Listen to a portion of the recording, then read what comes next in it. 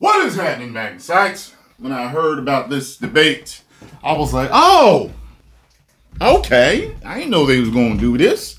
All right. And I was like, wait a minute. I think J.D. Vance going to kill him. Let's see what happens.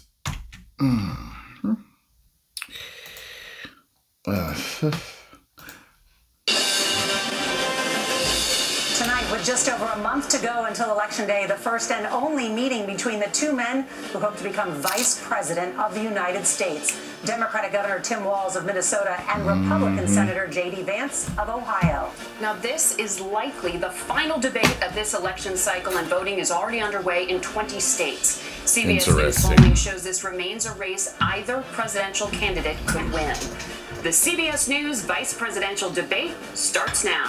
Fight for every single vote, and we're going to take this country back. And we are ready to continue to build the future together. We're going to turn this whole country red with President Donald J. Trump's leadership. You know what's at the end of this little journey? Kamala Harris is the trailer. This is a CBS News special, live from CBS News headquarters. That's a funny picture right there. It looks like JD. JD almost looked like an anime villain. He's just ready, and Walz is looking scared and angry in that that face. News special, live from CBS News headquarters in New York. America decides the vice presidential debate. Good evening, I'm Nora O'Donnell, and thank you for joining us for tonight's CBS News Vice Presidential Debate. We want to welcome our viewers on CBS, on other networks here in the U.S. and around the world. We have a consequential night ahead, and our focus is the issues that matter to you, the voter. Let's introduce the candidates. Minnesota's Democratic Governor Tim Walz and Ohio's Republican Senator J.D. Vance, tonight meeting for the first time.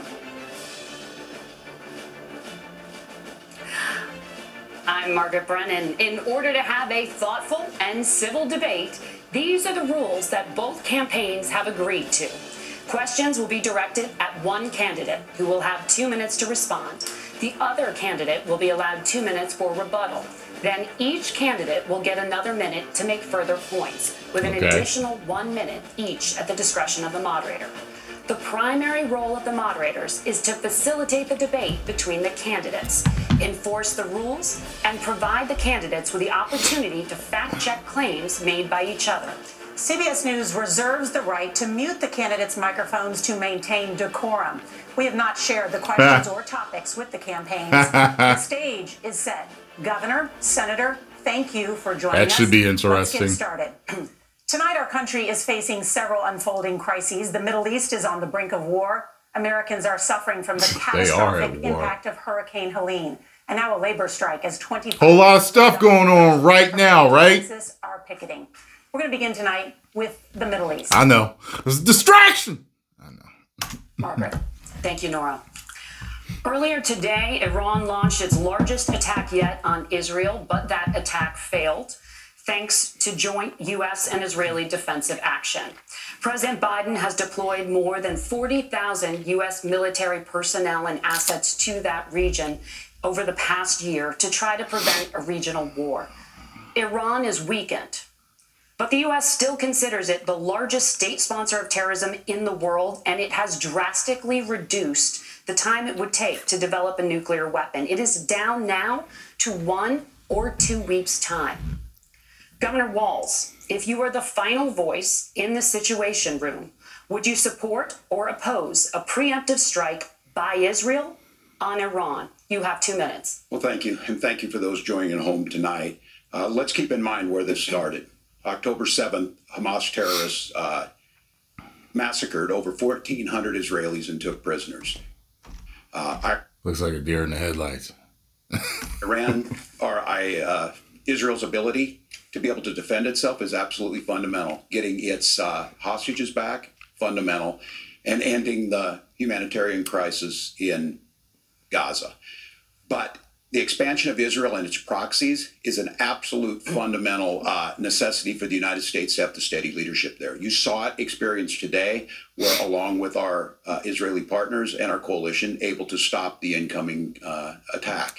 But what's fundamental here is that steady leadership is going to matter. It's clear, and the world saw it on that debate stage a few weeks ago, a nearly 80-year-old Donald Trump talking about crowd sizes that we need in this moment.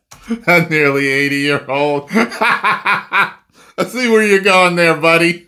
But it's not just That's that. funny. It's those that were closest to Donald Trump that understand how dangerous he is when the world is this dangerous. His chief of staff, John Kelly, said that he was the most flawed human being he'd ever met.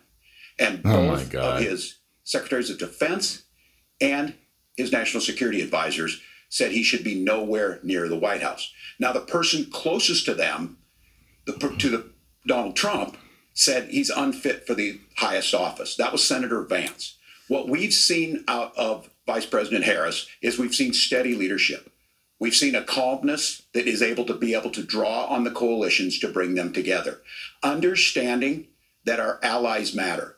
When our allies see Donald Trump turn towards Vladimir Putin, turn towards... I got to tell y'all, man, with seeing J.D. Vance speak and different, I've started to like him more and more. I didn't know what to think of him when he was first picked. He was a no-name to me. I didn't know who he was. He came out of nowhere to me. But this dude, he's good, though. North Korea. When we start to see that type of fickleness around holding the coalitions together, we will stay committed. And as the vice president said today we will protect our forces and our allied forces, and there will be consequences. Governor, your time is up. Senator Vance. Which sounds like World War III to me. And Trump wants to keep us out of that. So I'm voting for Trump. That's what I would say if I was voting.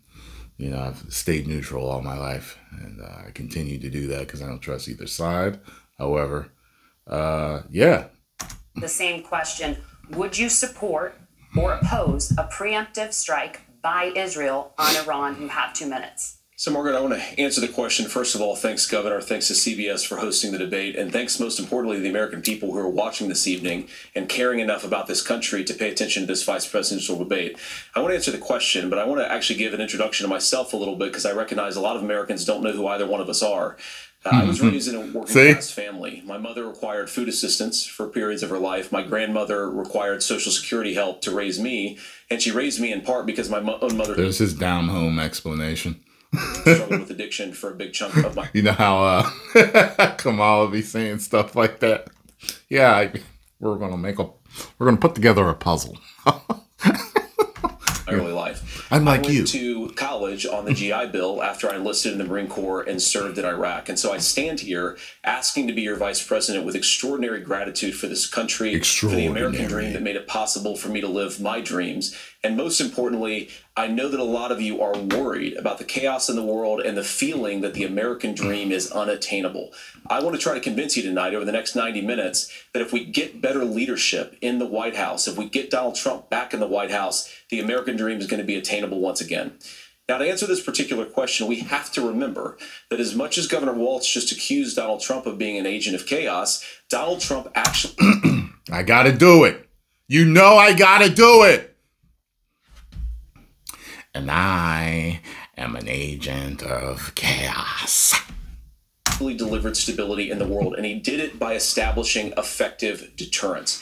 People were afraid of stepping out of line. Iran, which launched this attack, has received over $100 billion in unfrozen assets thanks to the Kamala Harris administration. What do they use that money for? They use it to buy weapons that they're now launching against our allies, and God forbid, potentially launching against the United States as well. Donald Trump recognized that for people to fear the United States, you needed peace. Yeah, that worries me like the most out of anything is attacks on our soil. That really, really worries me.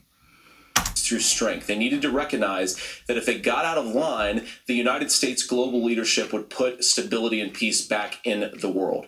Now, you asked about a preemptive strike, Margaret, and I want to answer the question. Look, it is up to Israel what they think they need to do to keep their country safe, and we should support our allies wherever they are when they're fighting the bad guys. I think that's the right approach to take with the Israel question. Thank you, Senator. Governor Walz, do you care to respond to any of the allegations? Well, look, Donald Trump was in office. We'll sometimes hear a revisionist history, but when Donald Trump was in office, it was Donald Trump who we had a coalition of nations that had boxed Iran's nuclear program in, the inability to advance it. Donald Trump pulled that program and put nothing else in its place. So Iran is closer to a nuclear weapon than they were before because of Donald Trump's fickle leadership. And when Iran shot down an American aircraft in international airspace, Donald Trump tweeted, because that's the standard diplomacy of Donald Trump.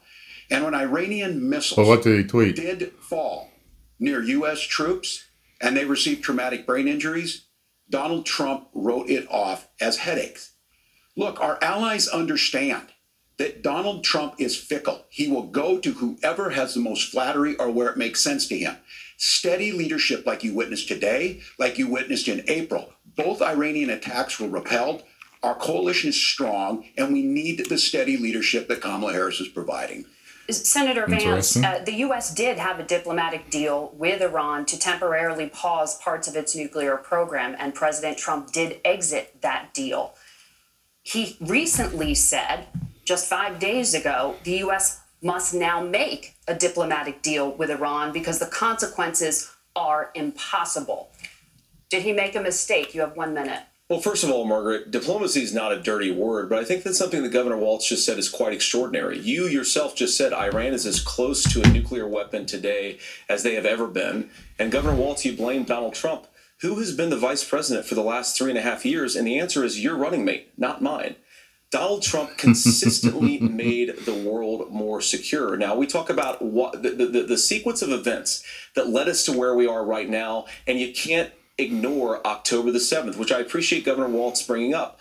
But when did Iran and Hamas and their proxies attack Israel? It was during the administration of Kamala Harris. So Governor Walz can criticize Donald Trump's tweets, but effective, smart diplomacy and peace through strength is how you bring stability back to a very broken world. Donald Trump has already done it once before. Ask yourself at home, when was the last time, I'm 40 years old, when was the last time that an American president didn't have a major conflict break out? The only answer is during the 4 years that Donald Trump was president. Gentlemen, we have a lot to get to. Nora? Margaret, thank you. Let's turn now to Hurricane Helene. The storm could become one of the deadliest on record. More than 160 people are dead and hundreds more are missing. Scientists say climate change makes these hurricanes larger, stronger, and more deadly because of the historic rainfall. Senator Vance, according to CBS News polling, 7 in 10 Americans and more than 60% of Republicans under the age of 45 favor the U.S. taking steps to try and reduce climate change. Senator, what responsibility would the Trump administration have to try and reduce the impact of climate change? You know, I've given my thoughts on this before, and you know how I feel. To me, climate change is real. However, the cause of it is up for debate. From what I understand, the Earth goes through its own climactic. Is that the right word? But it goes through its own climate cycles. Okay. And humans are dirty. So with our filth combined with that, it can be both of them, or one or the other, maybe more. I don't know. But all I know is we need to take care of this damn planet. Okay. And stop being stanky, dirty, nasty, and poisoning everything. And just let the earth do what it do. We'll just have to adapt to that. Come on in there. Sorry. No need to apologize. You're bringing the king his food. Now wait. I'm going to ask you to back out backwards because they want to look at your booty. No. I know how they act. I know all about y'all.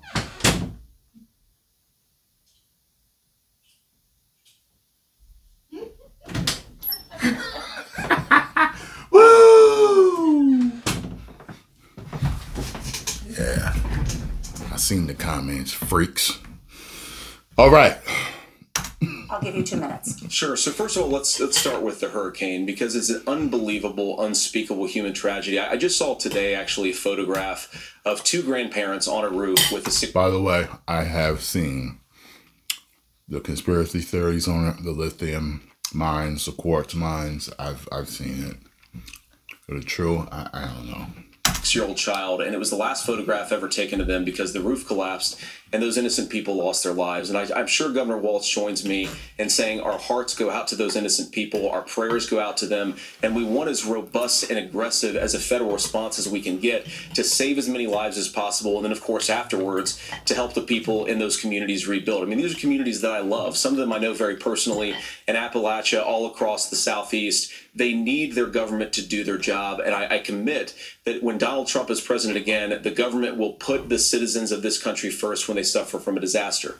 Now, Nora, you asked about climate change. I think this is a very important issue. Look, a lot of people are justifiably worried about all these crazy weather patterns. I think it's important for us, first of all, to say Donald Trump and I support clean air, clean water. We want the environment to be cleaner and safer. But one of the things that I've noticed some of our Democratic friends talking a lot about is a concern about carbon emissions, this idea that carbon emissions drives all of the climate change. Well, let's just say that's true, just for the sake of argument, so we're not arguing about weird science. Let's just say that's true. Well, if you believe that, what would you want to do? The answer is that you'd want to reshore as much American manufacturing as possible, and you'd want to produce as much energy as possible in the United States of America because we're the cleanest economy in the entire world. What have Kamala Harris's policies actually led to? More energy production in China, more manufacturing overseas, more doing business in some of the dirtiest parts of the entire world. And when I say that, I mean I was just talking about humans being nasty. Amount of carbon emissions they're doing per unit of economic output. So if we actually care about getting cleaner air and cleaner water, the best thing to do is to double down and invest in American workers and the American people. And unfortunately, Kamala Harris has done exactly the opposite. Governor Walz, you have 2 minutes to respond. Well, we got close to an agreement because all those things are happening. Look, first of all, it is a horrific tragedy with this hurricane, and my heart goes out to the folks that are down there. I like how Walz sells concern and agreement. In contact with the governors, I serve as co-chair of the Council of Governors as we work together on these emergency managements. Governors know no partisanship. They work together to all of the governors and the emergency responders are on the ground. Those happen on the front end. The federal government comes in, makes sure they're there to that we recover, but we're still in that phase where we need to make sure that they're staying there, staying focused. Now, look, coming back to the climate change issue, there's no doubt this thing roared onto the scene faster and stronger than anything we've seen. Senator Vance has said that there's a climate problem in the past. Donald Trump called it a hoax and then joked that these things would make more beachfront property to be able to invest in. What we've seen out of the Harris administration now, the Biden-Harris administration, is we've seen this investment. We've seen massive investments, the biggest in global history that we've seen in the Inflation Reduction Act, has created jobs all across the country. 2,000 in Jeffersonville, Ohio, taking the EV technology that we invented and making it here. 200,000 jobs across the country. The largest solar manufacturing plant in North America sits in Minnesota. But my farmers know climate change is real. They've seen 500-year droughts, 500-year floods back to back. But what they're doing is adapting, and this has allowed them to tell me, look, I harvest corn, I harvest soybean, and I harvest wind. We are producing more natural gas and more oil at any time than we ever have. We're also producing more clean energy. So the solution for us is to continue to move forward. You know what I just thought about? I was like, God, hope the humans never figure out how to terraform. They'll mess it up before they figure it out. And I was like, that's funny. If our pollution has anything to do with climate change, we've been terraforming all along, haven't we? That climate change is real. Reducing our impact is absolutely critical, but this is not a false choice. You can do that at the same time you're creating the jobs that we're seeing all across the country. That's exactly what this administration has done. We are seeing us becoming an energy superpower for the future, not just the current. And that's what absolutely makes sense. And then we start thinking about how do we mitigate these disasters. Thank you. Senator, I want to give you an opportunity to respond there. The governor mentioned that President Trump has called climate change a hoax. Do you agree? Well, look, what the president has said is that if the Democrats, in particular Kamala Harris and her leadership, if they really believe that climate change is serious, what they would be doing is more manufacturing and more energy production in the United States of America, and that's not what they're doing. So clearly, Kamala Harris herself doesn't believe her own rhetoric on this. If she did, she would actually agree with Donald Trump's energy policies. Now, something Governor Walz said I think is important to touch upon, because when we talk about clean energy, I think that's a slogan that often the Democrats will use here. And I'm talking, of course, about the Democratic leadership. And the real issue is that if you're spending hundreds of millions or even billions of dollars of American taxpayer money on solar panels that are made in China, number one, you're going to make the economy dirtier. We should be making more of those solar panels here in the United States of America. Some of them are, Tim, but a lot of them are being made overseas in China, especially the components that go into those solar panels. So if you really want to make the environment cleaner, you've got to invest in more energy production. We haven't built a nuclear facility, I think, one in the past 40 years. Senator. Natural gas, we got to invest more in it. Kamala Harris has done the opposite. That's raised energy prices and also meant that we're doing Senator, worse your by the time climate. is up. Governor, would you like to respond? Well, look, we're producing more natural gas than we ever have. There's no moratorium on that. We're producing more oil, but folks know, and like I said again, these are not liberal folks. These are not folks that are Green New Deal folks. These are farmers that have been drought one year, massive flooding the next year. They understand that it makes sense. Look, our number one export cannot be topsoil from erosion from these massive storms. We saw it in Minnesota this summer. And thinking about how do we respond to that, we're thinking ahead on this. And what Kamala Harris has been able to do in Minnesota, we're starting to weatherproof some of these things. The infrastructure law that was passed allows us to think about mitigation in the future. How do we make sure that we're protecting by burying our power lines? How do we make sure that we're protecting lakefronts and things that we're seeing more and more of? But to call it a hoax and to take the oil company executives to Mar-a-Lago, say, give me money for my campaign and I'll let you do whatever you want. We can be smarter about that, and an all-above energy policy is exactly what she's doing, creating those jobs right here. Governor, your time is up. The overwhelming consensus among scientists is that the Earth's climate is warming at an unprecedented rate. Margaret? Thank you, Nora. We're going to turn now to immigration, the crisis at the U.S.-Mexico. Isn't it kind of interesting how we can trust scientists at different times of human history, and sometimes we can't? Have you noticed that?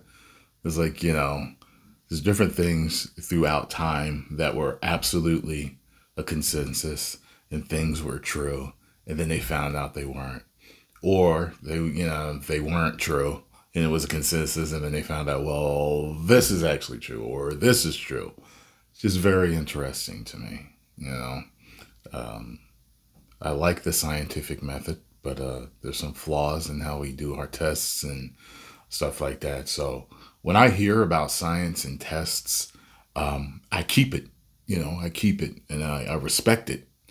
But at the same time, I don't always believe everything. You got what I'm saying? There's anecdotal stuff. One thing in bodybuilding is they talk about the bro science. The scientists always are catching up to the bro science. The stuff that's anecdotal, the guys have been doing for years in the gym. Then the scientists find out 5, 10, 15, 20 years later, oh yeah, it's true. But people didn't believe it because no scientist in a white jacket said so. You got what I'm saying? So there's, woo! There is anecdotal stuff that's true that I pay attention to. I connect the dots on some stuff. I know, correlation doesn't mean causation and all this. I get it. But I got a certain way of figuring things out. And I tell you, boy, whoo, the older you get, the wisdom that comes with it, it's priceless. Border consistently ranks as one of the top issues for American voters. Senator Vance, your campaign is pledging to carry out the largest mass deportation plan in American history and to use the U.S. military to do so. Could you be more specific about exactly how this will work? What's this I heard about this whole 245,000 criminals were just released here? What about that? I meant to do something on that. So somebody send me some links for that, man. When I saw that, see, because I do so many different types of videos, I just don't always get to them all. Some days I'm just burnt out, tired, or I'm busy with other things, family, whatever. But man, I meant to get to that. That was scary. It's like 245,000 criminals were released here? What? You just dumped them here like that? For example, would you deport parents who have entered the U.S. illegally and separate them from any of their children who were born on U.S. soil? You have 2 minutes. Say that again? So first of all, Margaret, before we talk about deportations, we have to step that and an all-above energy policy. The overwhelming consensus among scientists. We're going to turn now to immigration. The crisis at the U.S.-Mexico border consistently ranks as one of the top issues for American voters. I need to hear that specifics with the separating them. Your campaign is pledging to carry out the largest mass deportation plan in American history and to use the U.S. military to do so. Could you be more specific about exactly how this will work? For example, would you deport parents who have entered the U.S. illegally and separate them from any of their children who were born on U.S. soil? You have 2 minutes. Isn't that called like an anchor baby? Doesn't that allow them to stay? What does that do? Does that somehow make them able to stay because their baby's a citizen now? Like, I don't know the whole thing on that, but so first of all, Margaret, before we talk about deportations, we have to stop the bleeding. We have a historic immigration crisis because Kamala Harris started and said that she wanted to undo all of Donald Trump's border policies. 94 executive orders suspending. And I saw something about all these people that were like, now all of a sudden in California or something, you don't need an ID to vote. Yo, man, there's some crooked stuff going on, period, point blank. And if you don't think so, I don't know what to tell you. Deportations, decriminalizing illegal aliens, massively increasing the asylum fraud that exists in our system, that has opened the floodgates. And what it's meant is that a lot of fentanyl is coming into our country. I had a mother who struggled with opioid addiction and has gotten clean. I don't want people who are struggling with addiction to be deprived of their second chance because Kamala Harris let in fentanyl into our communities at record levels. So you've got to stop the bleeding. You've got to re-implement Donald Trump's border policies, build the wall, re-implement deportations, and that gets me to your point, Margaret, about what do we... And he gonna build that wall! Who's that? We actually do. So we've got 25 million illegal aliens who are here in the country. What do we do with them? I think the first thing that we do is we start with the criminal migrants. About 1 million of those people have committed some form of crime in addition to crossing the border illegally. I think you start with deportations on those folks. And then I think you make it harder for illegal aliens to undercut the wages of American workers. A lot of people will go home if they can't work for less than minimum wage in our own country. And by the way, that'll be really good for our workers who just want to earn a fair wage for doing a good day's work. And the final point, Margaret, is you asked about family separation, right? You know, isn't that sad, though, that people are willing to get here illegally because they believe that this is the land of opportunity? I'm not saying it's not. I'm just saying, like, either the line's so long or whatever it is that they'd rather come here illegally and take their chances than do it the right way. Interesting. Right now, in this country, Margaret, we have 320,000 children that the Department of Homeland Security has effectively lost. Some of them have been sex trafficked. Some of them, hopefully, are at homes with their families. Some of them have been used as drug trafficking mules. The real family separation policy in this country is, unfortunately, Kamala Harris's wide open southern border. And I'd ask my fellow Americans to remember, when she came into office, she said she was going to do this. Real leadership would be saying, you know what, I screwed up. We're going to go back to Donald Trump's border policies. I wish that she would do that. It would be good for all of us. Governor, do you care to respond to any of those specific allegations, including that the vice president is, quote, letting in fentanyl and using kids as drug mules, among other things regarding children? The drug mule is not true, but I will say about this, about the fentanyl, because this is a crisis at this. I do know the drug mule ain't true. The good news on this is the last 12 months saw the largest decrease in opioid deaths in our nation's history. 30% decrease in Ohio, but there's still more work to do. But let's go back to this on immigration. Kamala Harris was the Attorney General of the largest state, a border state in California. She's the only person in this race who prosecuted transnational gangs for human trafficking and drug interventions. But look, we all want to solve this.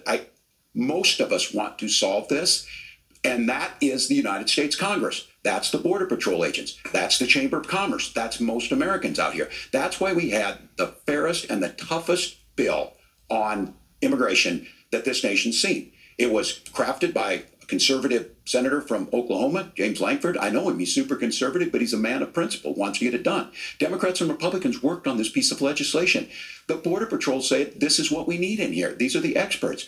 And the Chamber of Commerce and the Wall Street Journal said, pass this thing. Kamala Harris helped get there. 1,500 new border agents. Detection for drugs. DOJ money to speed up these, the adjudications on this. Just what America wants. But as soon as I was getting ready to pass and actually tackle this, Donald Trump said no, told them to vote against it because it gives him a campaign issue. It gives him to, what would Donald Trump talk about if we actually did some of these things? And they need to be done by the legislature. You can't just do this through the executive branch. So look, we have the options to do this. Donald Trump had 4 years. He had 4 years to do this. And he promised you, America, how easy it would be. I'll build you a big, beautiful wall, and Mexico will pay for it. Less than 2% of that wall got built, and Mexico didn't pay a dime. That was funny when Trump was on his way to Mexico to talk to the Mexican president and then turned around. That was so funny when I saw that. I was like, yo! But here we are again, 9 years after he came down that escalator, dehumanizing people and telling him what he was going to do. As far as the deportation plan, at one point, Senator Vance said it was so unworkable to be laughable. So that's where we're at. Pass the bill, she'll sign it. Governor, your time is up. Senator, the question was, will you separate parents from their children, even if their kids are U.S. citizens? You have 1 minute. Margaret, my point is that we already have massive child separations thanks to Kamala Harris's open border. And I didn't accuse Kamala Harris of inviting drug mules. I said that she enabled the Mexican drug cartels to operate freely in this country. And we know that they use children as drug mules, and it is a disgrace, and it has to stop. Look, I think what Tim said just doesn't pass the smell test. For 3 years, Kamala Harris went out bragging that she was going to undo Donald Trump's border policy. She did exactly that. We had a record number of illegal crossings. We had a record number of fentanyl coming into our country. And now that she's running for president, or a few months before, she says that somehow she got religion and cared a lot about a piece of legislation.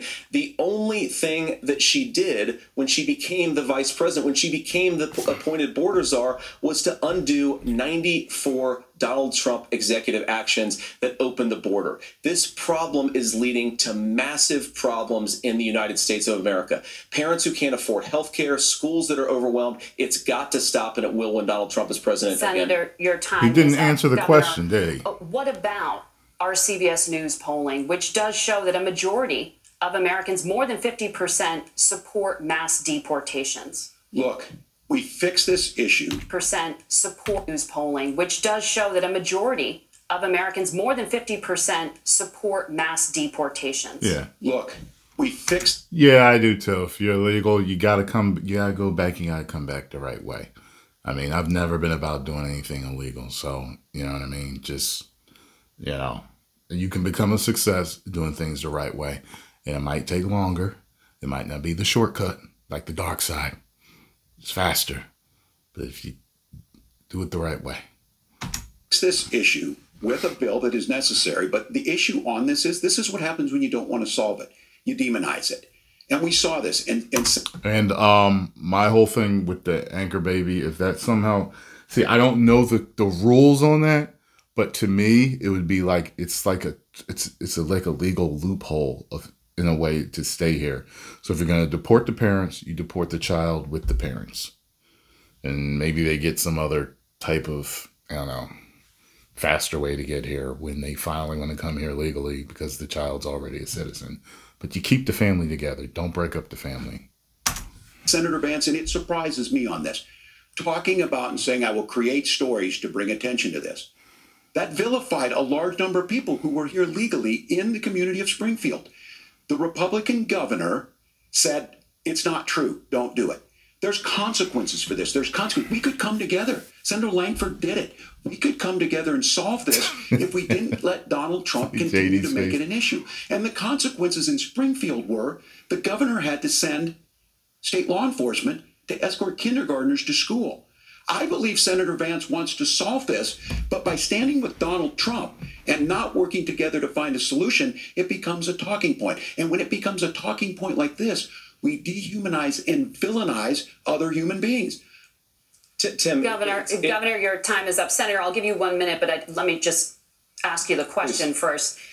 The governor has made the point, and I think as a sitting lawmaker, you know that Congress controls the purse strings and any funding. So you have said repeatedly that Donald Trump would, through executive action, solve this. Do you disagree that Congress controls the purse strings and would need to support many of the changes that you would actually want to implement? You have 1 minute. Look, Margaret, first of all, the gross majority of what we need to do at the southern border is just empowering law enforcement to do their job. I've been to the southern border more than our borders are. Kamala Harris has been, and it's actually heartbreaking because the Border Patrol agents, they just want to be empowered to do their job. Of course, additional resources would help, but most of this is about the president and the vice president empowering our law enforcement to say, if you try to come across the border illegally, you've got to stay in Mexico, you've got to go back through proper channels. Now, Governor Walz brought up the community of Springfield, and he's very worried about the things that I've said in Springfield. Look, in Springfield, Ohio, and in communities all across this country, you've got schools that are overwhelmed, you've got hospitals that are overwhelmed, you've got housing that is totally unaffordable because we brought in millions of illegal immigrants to compete with Americans for scarce homes. The people that I'm most worried about in Springfield, Ohio, are the American citizens who have had their lives destroyed by Kamala Harris's open border. It is a disgrace, Tim. I didn't think about that with the housing. I agree with you. I think you want to solve this problem, but I don't think that Kamala Harris does. Senator, your time is up. Governor, you have 1 minute to respond. It is I like how he did that asked for the bill. They helped craft it. They're the ones that supported it. That's because they know we need to do this. Look, this issue of continuing to bring this up, of not dealing with it, of blaming migrants for everything. On housing, we could talk a little bit about Wall Street speculators buying up housing and making them less affordable, but it becomes a blame. Look, this bill also gives the money necessary to adjudicate. I agree. It should not take 7 years for an asylum claim to be done. This bill gets it done in 90 days.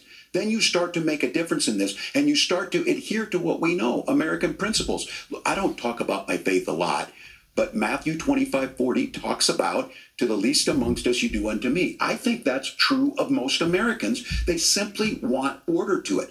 This bill does it. It's funded. It's supported by the people who do it. And it lets us keep our dignity about how we treat other people. Thank you, Governor. And just to clarify for our viewers, Springfield, Ohio does have a large number of Haitian migrants who have legal status, temporary protected status. Margaret, but thank you, Senator. We have so much to get to. Margaret, I think it's important because we're going to turn out of the economy. Thank Margaret, you. The rules were that you guys weren't going to fact check, and since you're fact checking me, I think it's important to say what's actually going on. So there's an application called the CBP One app, where you can go on as an illegal migrant, apply for asylum or apply for parole, and be granted legal status at the wave of a Kamala Harris open border wand. That is not a person coming in, applying for a green card and waiting for 10 years. That is the facilitation of illegal immigration, Margaret, by our own leadership. Thank you, Senator, for describing the legal process. We have so much to get to, Senator. Those laws have been on the books since 1990. Thank you, gentlemen. The CBP One app has not been on the books since 1990. It's something that Kamala Harris created, Margaret. Gentlemen, the audience can't hear you because your mics are cut. We have so much we want to get to. Thank you for explaining the legal process. Nora. Thank you, Margaret. The economy is a They hit the button on them. Voters. Each of your campaigns has released an economic plan, so let's talk about the specifics. Governor Walz, Vice President Harris unveiled a plan that includes billions in tax credits for manufacturing, housing, and a renewed child tax credit.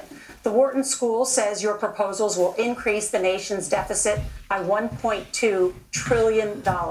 How would you pay for that without ballooning the deficit? Governor, I'll give you 2 minutes. Yeah, thank you. And Kamala Harris and I do believe in the middle class because that's where we come from. We both grew up. The CBP One app has not been on the books since 1990. You out there listening tonight, you're hearing Child tax credit. Thank you for explaining the legal process. Nora. Thank you, Margaret. The economy is a top concern for voters. Each of your campaigns has released an economic plan, so let's talk about the specifics. Okay. Governor Walz, Vice President Harris unveiled a plan that includes billions in tax credits for manufacturing, housing, and a renewed child tax credit.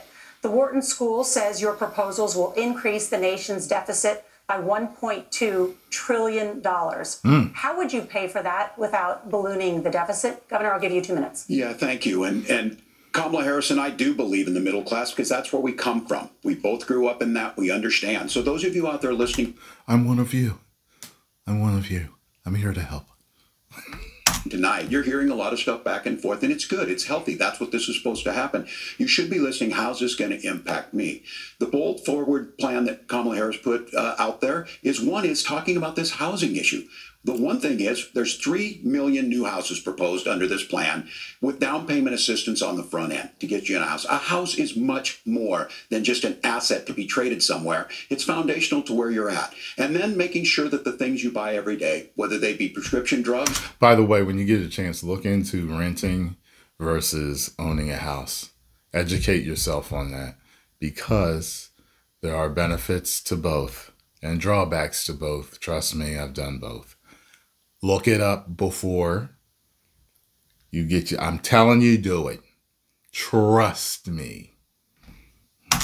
Or other things, that there's fairness in that. Look, the $35 insulin is a good thing, but it costs $5 to make insulin. They were charging $800 before this law went into effect. As far as the housing goes, I've seen it in Minnesota, 12% more law went in.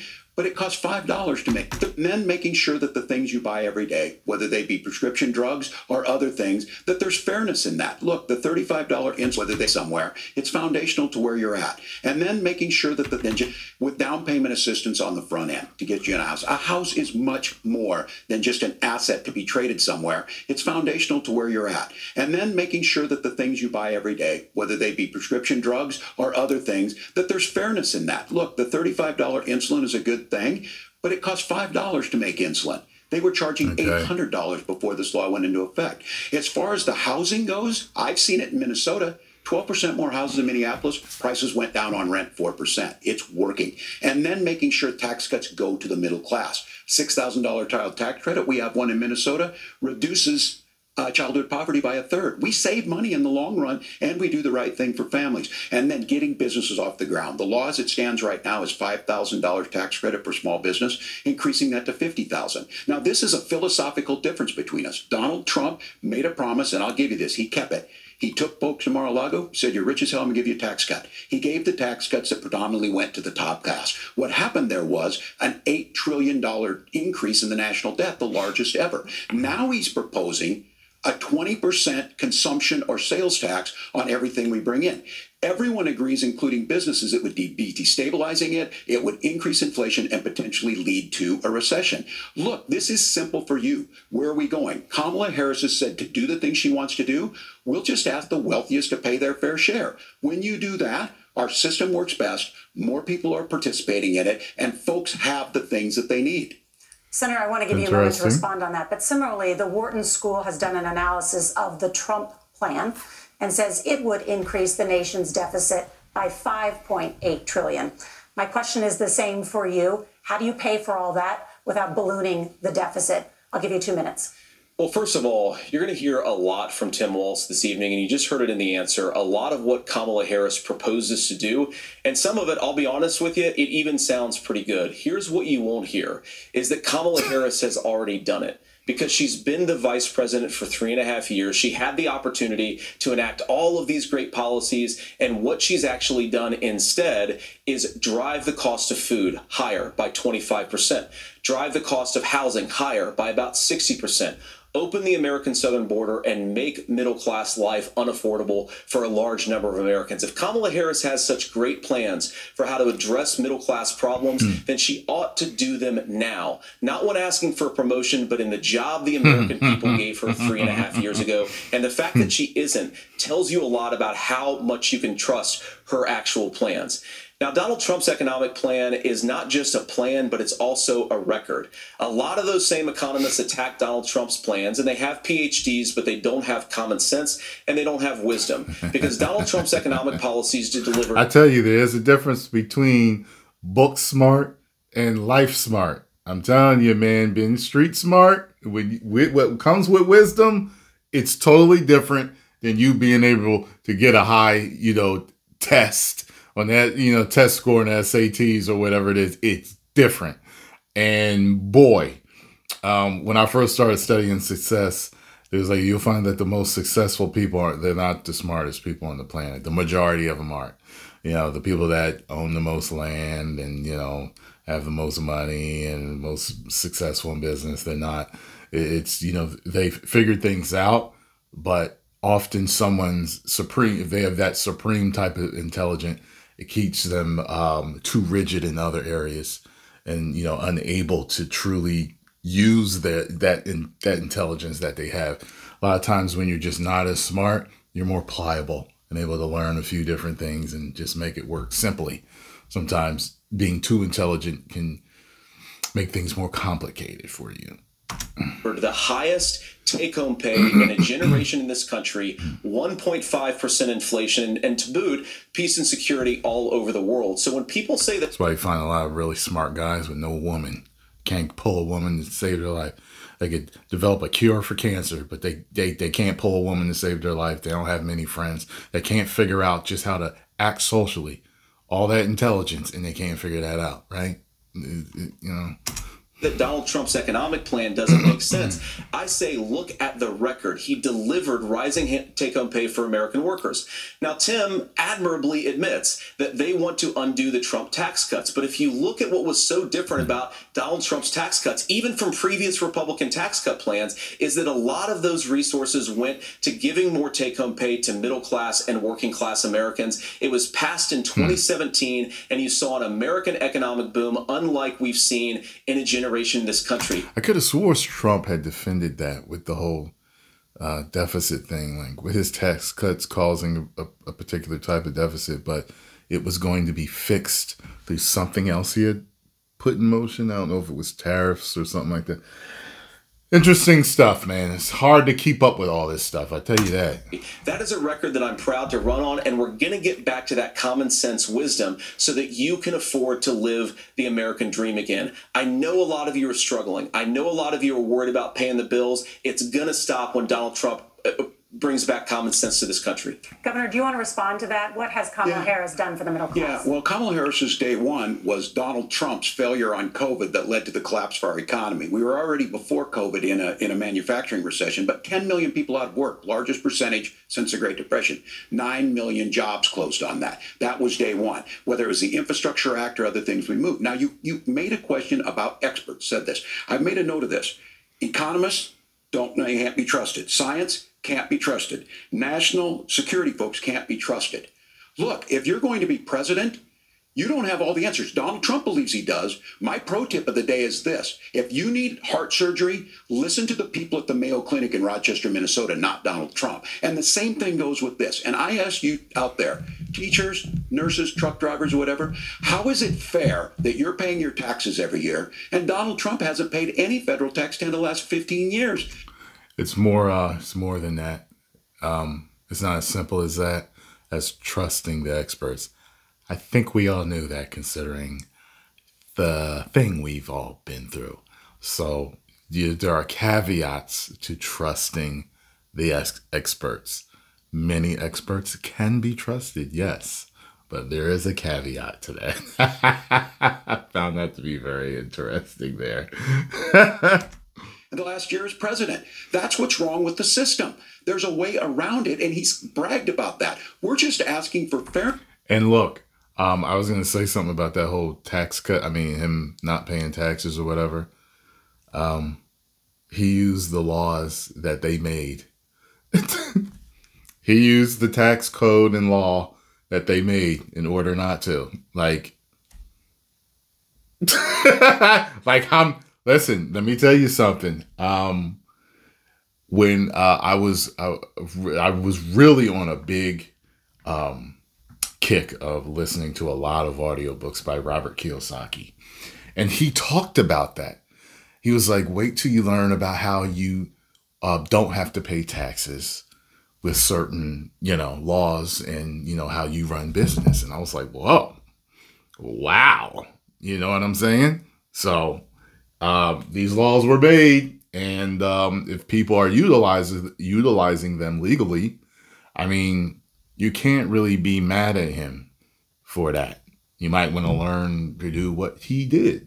You know what I mean? Like, oh, how can I pay the least amount of taxes possible? You know what I mean? Legally. You know what I'm saying? Earn a Senate, and that's all you want. You have a minute. Governor, you say trust the experts. You know what that reminds me of? It's kind of like that. Yeah, look at this rich man. Get him, poor people. Yeah, who does he think he is? Meanwhile, Walz and the rest of them are all rich too. Like, yeah, get that other rich guy. Not us, though. You know, we pay all our taxes. You know what I'm saying? Like, come on, man. You're all utilizing the laws. Hopefully, they're all utilizing the laws, properly and doing things legally to save on taxes. I mean, you know, H&R Block will help you save on taxes if you bring in certain paperwork. You know what I'm saying? You just got to learn to do things the right way legally. So don't get mad because he's figured the game out. He is the game. But those same experts for 40 years said that if we shipped our manufacturing base off to China, we'd get cheaper goods. They lied about that. They said if we shipped our industrial base off to other countries, to Mexico and elsewhere, it would make the middle class stronger. They were wrong about that. They were wrong about the idea that if we made America less self-reliant, less productive in our own nation, that it would somehow make us better off, and they were wrong about it. And for the first time in a generation, Donald Trump had the wisdom and the courage to say to that bipartisan consensus, we're not doing it anymore. We're bringing American manufacturing back. We're unleashing American energy. We're going to make more of our own stuff. And this isn't just an economic issue. I mean, I've got 3 beautiful little kids at home, 7, 4, and 2, and I love them very much, and I hope they're in bed right now.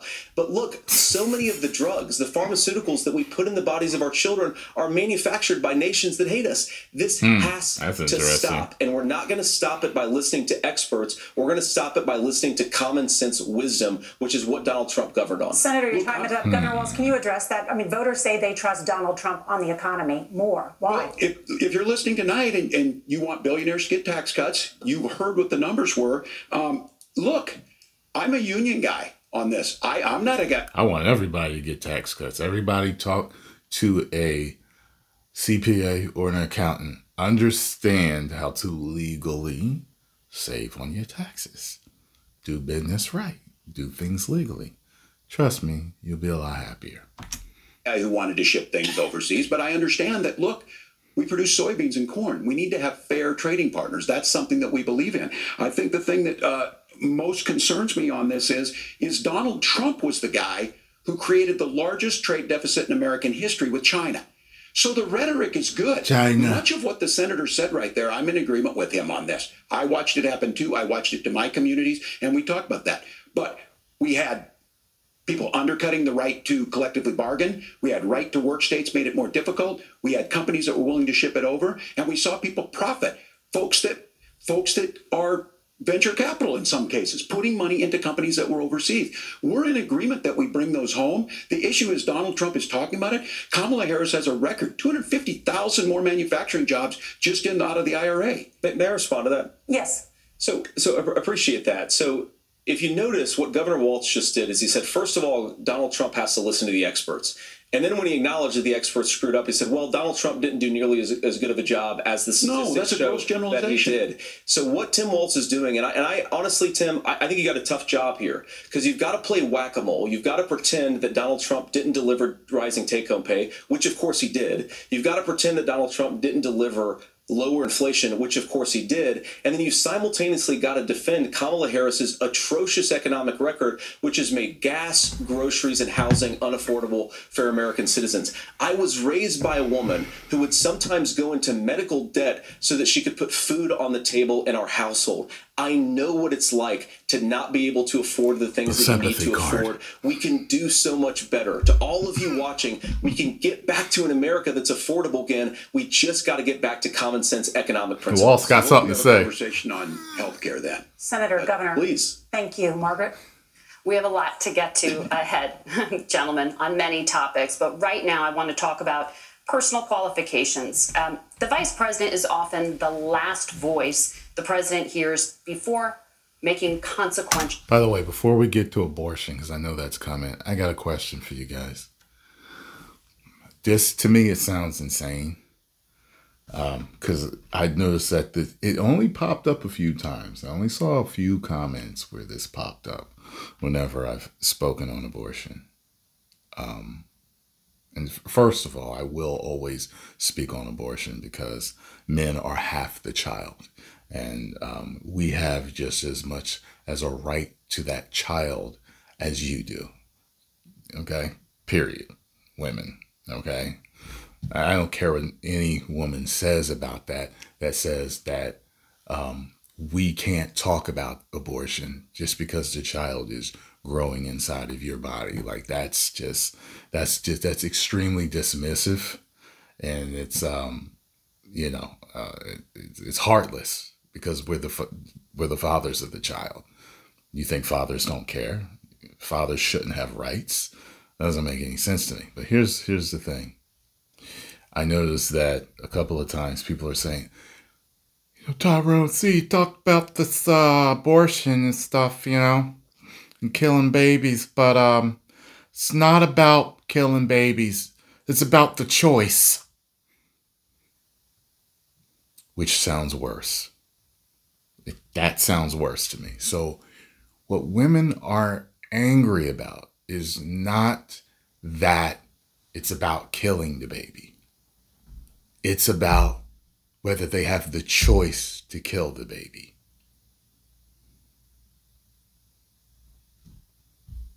Pause for dramatic effect so that can sink into your heads. So you want the choice? Who wants the choice to kill their unborn child? Who would want that? Holy ish. Holy Jesus. What is that? What the F is that? And who would want it? Look, we know about the exceptions, and I understand the exceptions. The 3 exceptions. I understand those. But you're telling me, I'm not even going to keep going on it. I just think it's one of the sickest things we've ever been conditioned to think is okay. Decisions. If not the sickest. I want to ask you about your leadership qualities. Governor Walz, you said you were in Hong Kong during the deadly Tiananmen Square protests in the spring of 1989. But Minnesota Public Radio and other media outlets are reporting that you actually didn't travel to Asia until August of that year. Can you explain that discrepancy? Yeah, well, and to the folks out there who didn't get at the top of this, look, I grew up in small rural Nebraska. Is that question? Town that you rode your bike with your buddies till the streetlights come on, and I'm proud of that. I'm one of you. I'm going to do that for both of them every time. I'm one of you. I rode my bike until the streetlight came on, I joined the National Guard at 17, worked on family farms, and then I used the GI Bill to become a teacher, passionate about it, a young teacher. My first year out, I got the opportunity in the summer of '89 to travel to China. 35 years ago, be able to do that. I came back home and then started a program to take young people there. We would take basketball teams, we would take baseball teams, we would take dancers, and we would go back and forth to China. The issue for that was to try and learn. Now look, my community knows who I am. Check this out, right? A friend of mine is really good at this. The word salad, and word salad can be great salad though. If you know how to word salad right, it's really good. Okay. These elaborate, wordy answers. He taught me how to do this. He taught me how to do it. And I've had to do it in sales, not in a bad way or a sinister way, but in a way to, you're selling hype. You're selling the product. So to just walk in someone's house and say, yeah, our product's good because it protects you better than the rest. You can't do that. Okay? You have to be elaborate with details before you finally get to that point. And that's what a lot of politicians do. They all do it. But it's just how well they do it. Can you tell that they're selling you without tell that they're selling you? You know what I'm saying? Like, Kamala, she just seems like a salesperson constantly. That's new. A new salesperson. Walz is better at it. Walz is better at it, but I know what he's doing. Vance does it. You know what I mean? Trump, he's just him. Like he's selling you, but he's selling you on his personality. He doesn't do the whole, I'm one of you. I used to ride my bike down and I used to eat pancakes, Bisquick, with butter. I can't believe it's not butter, and make puzzles. He doesn't do that. He just really nonchalant, regular old rich dude type of talk. But something about him is down to earth and funny. And I think that's what works about him. They saw where I was at. Look, I will be the first to tell you, I have poured my heart into my community. I've tried to do the best I can, but I've not been perfect. And I'm a knucklehead at times, but it's always the same people elected me to come. I'm one of you. For 12 years. And I'm a spunky kid every once in a while, you know? Congress, bipartisan people, working on things like farm bills that we got done, working on veterans benefits. And then the people of Minnesota were able to elect me to governor twice. So look, my commitment has been from the beginning to make sure that I'm there for the people, to make sure that I get this right. I will say more than anything. Many times I will talk a lot. I will get caught up in the rhetoric. But being there, the impact it made, the difference it made in my life, I learned a lot about China. I hear the critiques of this. I would make the case that Donald Trump should have come on one of those trips with us. I guarantee you he wouldn't be praising Xi Jinping about COVID. And I guarantee you he wouldn't start a trade war that he ends up losing. So this is about trying to understand the world. It's about trying to do the best you can for your community. And then it's putting yourself out there and letting your folks understand what it is. My commitment, whether it be through teaching, which I was good at, or whether it was being a good soldier or was being a good member of Congress, those are the things that I think are the values that people care about. Governor, just to follow up on that, the question was, can you explain? No, Jim, all I said on this was, I got there that she got him. I misspoke on this. So I will just, that's what I've said. So I was in I misspoke. Okay. Hong Kong and China during the democracy. And I did hear him say that before, and that he misspoke. I learned a lot of what needed to be in governance. Thank you, Governor. Senator Vance, in 2016, you called your running mate Donald Trump unfit for the nation's highest office, and you said he could be America's Hitler. I did. I know you've been asked many times, and you've said you regret those comments and explained you then voted for Donald Trump in 2020. But the Washington Post reported new messages last week in which you also disparaged Trump's economic record while he was president, writing to someone in 2020, quote, Trump thoroughly failed to deliver his economic populism. You're now his running mate, and you've shifted many of your policy stances to align with his. One thing about Vance's look is either it could be a few things. That look right there that he's giving could be confidence. It also could be smug, pompous, douchebag jock look. Like I could see him playing a great villain in a movie. Like he seems like he's a dick with a lot of the faces that he makes. I'm not saying that he's not. I'm just saying that he has that smugness to him. So I haven't watched him enough to know, but he gives that look with that smirk while he's listening to the questions. Then his face straightens up when he answers. Become vice president. Why should Americans trust that you will give Donald Trump the advice he needs to hear and not just the advice I would have to get to know him better and listen to him more before I could fully trust him. Because that look is either really good or it could be really bad. wants to hear. You have 2 minutes. Well, first of all, Margaret, because I've always been open. And sometimes, of course, I've disagreed with the president, but I've also been extremely open. Say, I was face straightened up. I told you. About Donald Trump. I was wrong, first of all, because I believed some of the media stories that turned out to be dishonest fabrications of his record. But most importantly, Donald Trump delivered for the American people. Rising wages, rising take-home pay, an economy that worked for normal Americans, a secure southern border, a lot of things, frankly, that I didn't think he'd be able to deliver on. And yeah, when you screw up, when you misspeak, when you get something wrong and you change your mind, you ought to be honest with the American people about it. It's one of the reasons, Margaret, why I've done so many interviews, is because I think it's important to actually explain to the American people where I come down on the issues and what changed. And that's good. He's been doing that. Issues from 2020.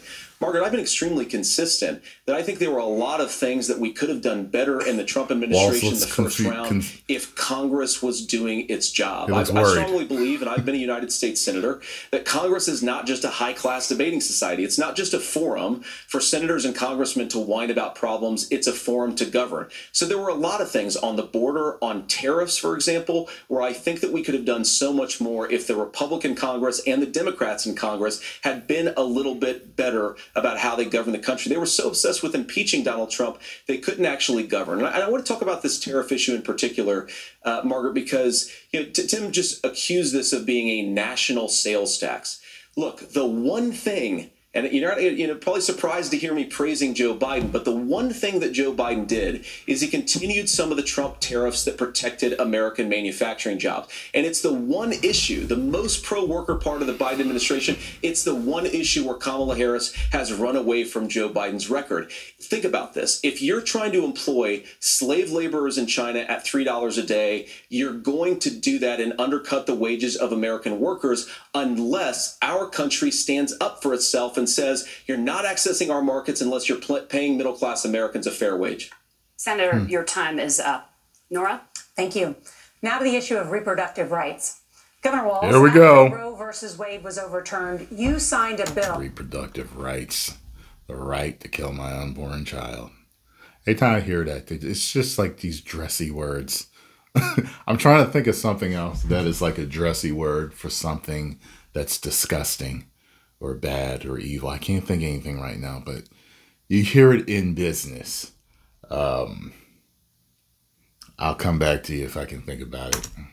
Into law that made Minnesota one of the least restrictive states in the nation when it comes to abortion. Former President Trump said in the last debate that you believe abortion, quote, in the 9th month is absolutely fine. Yes or no? Is that what you support? I'll give you 2 minutes. That's not what the bill says, but look, this issue is what's on everyone's mind. Donald Trump put this all into motion. He brags about how great it was that he put the judges in and overturned Roe versus Wade, 52 years of personal autonomy.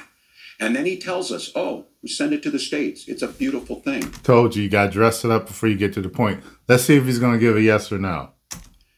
Amanda Zaworski. He said that's not what the bill said, but he didn't say yes or no. See, there's a way to answer a question without and where you veer off. You're not direct. Would disagree with you on it's a beautiful thing. A young bride in Texas waiting for their child at 18 weeks. She has a complication, a tear in the membrane. She needs to go in. The medical care at that point needs to be decided by the doctor. And that would have been an abortion. But in Texas, that would have put them in legal jeopardy. You know what's interesting? I heard a man that talked about doctors, your lawyers, stuff like that. That these are your accountants. They are your advisors. They are your advisors. He said, what do you mean doctor's orders? And I thought that was very interesting because you hear people say doctor's orders. You don't have to follow a doctor's orders because guess what? You can get another doctor's opinion. You hear about those people that, are cured of certain conditions because they got a 15th opinion and the 15th opinion talked about something that they had never heard of and it worked. You know what I mean? Sometimes it's your second opinion, There are a lot of people go with the first opinion. And I think it's best that you know as much about your own body as possible. Your body, everybody in the cars, treat your body like that. Know everything about your body so that you can work in tandem with your doctor to cure yourself of whatever issues you may run into. She went home, got sepsis, nearly dies, and now she may have difficulty having children. Or in Kentucky, Hadley Duvall, a 12-year-old child raped and impregnated by her stepfather. Which is horrible. Those are horrific. Now, when God asked about that, Senator Vance said 2 wrongs don't make a right. There is no right in this. So in Minnesota, what we did was restore Roe versus Wade. We made sure that we put women in charge of their health care. But look, This is not where, if you don't know Amanda or a Hadley, you soon will. Their Project 2025 is going to. But it's kind of funny how he's highlighting the extreme issues, the ones that are the outliers, the 0.1% of all pregnancies that happen are these, are the grapes, are the I word. You know what I'm saying? They use that to push somebody just not wanting accountability. Someone just, well, if I was making $5 more an hour, I would have the child. My irresponsibility. And that goes on both sides, because there's men that, make women get them and everything. And to me, that's despicable too. You know what I'm saying? So I have a registry of pregnancies. It's going to make it more difficult, if not impossible, to get contraception and limit access, if not eliminate access to infertility treatments. For so many of you out there listening, me included, infertility treatments are why I have a child. That's nobody else's business, but those things are being proposed. And the catch-all on this is, well, the states will decide what's right for Texas might not be right for Washington. That's not how this works. This is basic human right. We have seen maternal mortality skyrocket in Texas, outpacing many other countries in the world. This is about healthcare. In Minnesota, we are ranked first in healthcare for a reason. We trust women. We trust doctors. Senator, do you want to respond? Another thing that has to do with our fertility is how we eat. Let's get down to that. Everything that's in our food. How about that? But I had something to say about this before. What was he talking about? In many other countries in the world. This is about healthcare. In Minnesota, we are ranked first. Washington. That's not how this works. This is basic human right. We have seen maternal basic human rights to kill your own child in Texas, outpacing many other countries in the world. This is about healthcare. In Minnesota, we are ranked first in healthcare for a reason. I don't know what I was going to say. We trust women. We trust doctors. Senator, do you want to respond to the governor's claim? Will you create a federal pregnancy monitoring agency?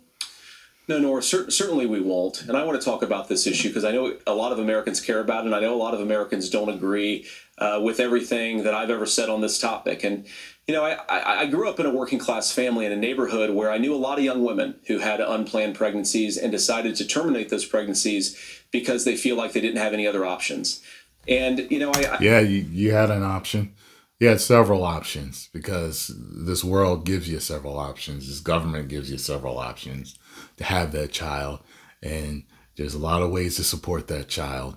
And, there's so many women out there that have either lost husbands or become divorced, or they had a child with a boyfriend, several children, whatever, and they raised these children. There's no need to snuff out their life like that. You know what I'm saying? And to think that and to think that what is supposed to be of the two sexes, the more nurturing, the more caring, has been on a massive level, whatever you want to call it, brainwashed or socialized into believing that it's okay. I find that to be amazing that people are able to do that. Somebody had sent me the numbers, I believe, for the abortion numbers. And I believe what they had said was that if you counted abortion in the deaths every year, it would be second. The second thing that kills people more than anything is abortion. How disgusting is that? One of them is actually very dear to me, and I know she's watching tonight. And another thing too, coming up in business, one thing that I learned is that the higher you go in business and in politics, there are certain organizations that will try to breed or teach certain psychopathic or sociopath-like tendencies into you, so that you can make these cold-hearted decisions, these cold, shrewd, calculated decisions for the greater good of the company or the country. But they've done it to people all over. Think about it. When you're that cold to where you do not care and you fight for the right to be able to murder your unborn child, men and women. Wow. Wow. Ain't got no conscience on it. And I know I've got a couple of friends that have had it done and it hurt them. So I know there are women that are torn, they're bothered by it. But there's also a lot of risks to it too. You can, you become sterile. You could lose your life. You know what I mean? It could mess up future births, cause complications for future births. So I suggest you have that child and you get all the help. You become a master at finding out everything that you can to help you raise that child. Because you know what? Look, I look at a lot of things out there. Just look at the people the super couponers. That's just one thing. That these people, without going to school, without getting help and all this stuff, like they become these super couponers and they're able to save so much money that you pay $300 for groceries and they pay $5 for it. You see what I'm saying? Like just all these ways to do something.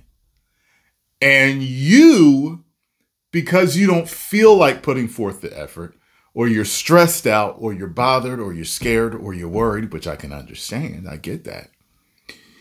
You do have to push yourself to that level to be able to make it, to achieve your goal. Just like in anything else, whether you're an actor, whether you're an office worker, factory worker, you're trying to make ends meet. These people that tell you, oh, I took the bus until I could finally save for a car. Then once I had a car, then I did this. And then once I had this, and then, working for the company, then I started my own side business. Like, you can do it. It's just not going to be easy. And if life was easy, everybody be happy, right? And I love you. And she told me something a couple years ago that she felt like if she hadn't had that abortion, that it would have destroyed her life because she was in an abusive relationship. And I think that what I take from that as a Republican who proudly wants to protect innocent life in this country, who proudly wants to protect the vulnerable, is that my party, we've got to do so much better of a job at earning the American people's trust back on this issue where they frankly just don't trust us. And I think that's one of the things that Donald Trump and I are endeavoring to do. I want us as a Republican Party to be pro-family in the fullest sense of the word. I want us to support fertility treatments. I want us to make it easier for moms to afford to have babies. I want it to make it easier for young families to afford a home so they can afford a place to raise that family. And I think there's so much that we can do on the public policy front just to give women more options. Now, of course, Donald Trump has been very clear that on the abortion policy specifically, that we have a big country and it's diverse. And California has a different viewpoint on this than Georgia. Georgia has a different viewpoint from Arizona. And the proper way to handle this, as messy as democracy sometimes is to let voters make these decisions, let the individual states make their abortion policy. And I think that's what makes the most sense in a very big, a very diverse, and let's be honest, sometimes a very, very messy and divided country. Governor, would you like to respond and also answer the question about restrictions? Yeah, well, the question got asked and Donald Trump made the accusation that wasn't true about Minnesota. Well, let me tell you about this idea that there's diverse states. There's a young woman named Amber Thurman. She happened to be in Georgia, a restrictive state. Because of that, she had to travel a long distance to North Carolina to try and get her care. Amber Thurman died in that journey back and forth. The fact of the matter is, how can we as a nation say that your life and your rights, as basic as the right to control your own body, is determined on geography? There's a fair... It's about your right to control someone else's body that's growing inside of yours, an innocent person's body that's growing inside of yours. Very real chance, had Amber Thurman lived in Minnesota, she would be alive today. That's why the restoration of Roe versus Wade. When you listen to Vice President Harris talk about this subject and you hear me talk about it, you hear us talking exactly the same. Donald Trump is trying to figure out how to get the political right of this. I agree with a lot of what Senator Vance said about what's happening. His running mate, though, does not, and that's the problem. Governor, your time is up. Senator, let me ask you about that. He mentioned, it was, I think, referring to a national ban. In the past, you have supported a federal ban on abortion after 15 weeks. In fact, you said if someone can't support legislation like that, quote, you are making the United States the most barbaric pro-abortion regime anywhere in the entire world. Interesting. My question is, why have you changed your position? Well, Nora, first of all, I never supported a national ban. I did when I was running for Senate in 2022 talk about setting some minimum national standard. For example, we have a partial birth abortion ban in place in this country at the federal level. I don't think anybody's trying to get rid of that, or at least I hope not, though I know that Democrats have taken a very radical pro-abortion stance. But Nora, you know, one of the things that changed is in the state of Ohio, we had a referendum in 2023, and the people of Ohio voted overwhelmingly, by the way, against my position. And I think that what I learned from that, Nora, is that we've got to do a better job at winning back people's trust. So many young women would love to have families. So many young women also see an unplanned pregnancy as something that's going to destroy their livelihood, destroy their education, destroy their relationships. And it won't. We have got to earn people's trust back. And that's why Donald Trump and I are committed to pursuing pro-family policies, making childcare more accessible, making fertility treatments more accessible, because we've got to do a better job at that. And that's what real leadership is. Governor, your response. I'm going to respond on the pro-abortion piece of that. No, we're not. We're pro-women. We're pro-freedom to make your own choice. We know what the implications are to not be that. Women having miscarriages, women not getting the care, physicians feeling like they may be prosecuted for providing that care. And as far as making sure that we're educating our children and giving them options, Minnesota's a state with one of the lowest teen pregnancy rates. We understand that too. We know that the options... Everyone that is for abortion is alive. Isn't that so interesting? ...need to be available, and we make that true. We also make it, we're a top 3 state for the best place to raise children. But these two things to try and say that we're pro-children, but we don't like this, or you guys are pro-abortion, that's not the case at all. We are pro-freedoms for women to make their choices, and we're going, and Kamala Harris is making the case, to make options for children more affordable, a $6,000 child tax credit, but we're not going to base that on the backs of making someone like Amber Thurman drive 600 miles to try and get health care. Senator? May I respond to that? First of all, Governor, I agree with you. Amber Thurman should still be alive, and there are a lot of people who should still be alive, and I certainly wish that she was. And maybe you're free to disagree with me on this and explain this to me, but as I read the Minnesota law that you signed into law, the statute that you signed into law, it says that a doctor who presides over an abortion where the baby survives, the doctor is under no obligation to provide life-saving care to a baby who survives a botched late-term abortion. That is, I think, whether you're pro-choice or pro-abortion, that is fundamentally barbaric. And that's why I use that word, Nora, is because some of what we've seen, do you want to force Catholic hospitals to perform abortions against their will? Because Kamala Harris has supported suing Catholic nuns to violate their freedom of conscience. We can be a big and diverse country where we respect people's freedom of conscience and make the country more pro-baby and pro-family. But please. Yes, and I know that the conspiracy theorists will say, whether it's true or not, they will say that it's all population control, which I do find very interesting. It's like, yeah, if you were a big, powerful shadow government, I guess you wanted to make sure we didn't grow too out of control. You would think, let's try to figure out a way to make them abort their babies willingly and think that it's a great thing. Yeah, let's do that. I find that very interesting. Governor, please respond. Look, this is one where there's always something there. This is a very simple proposition.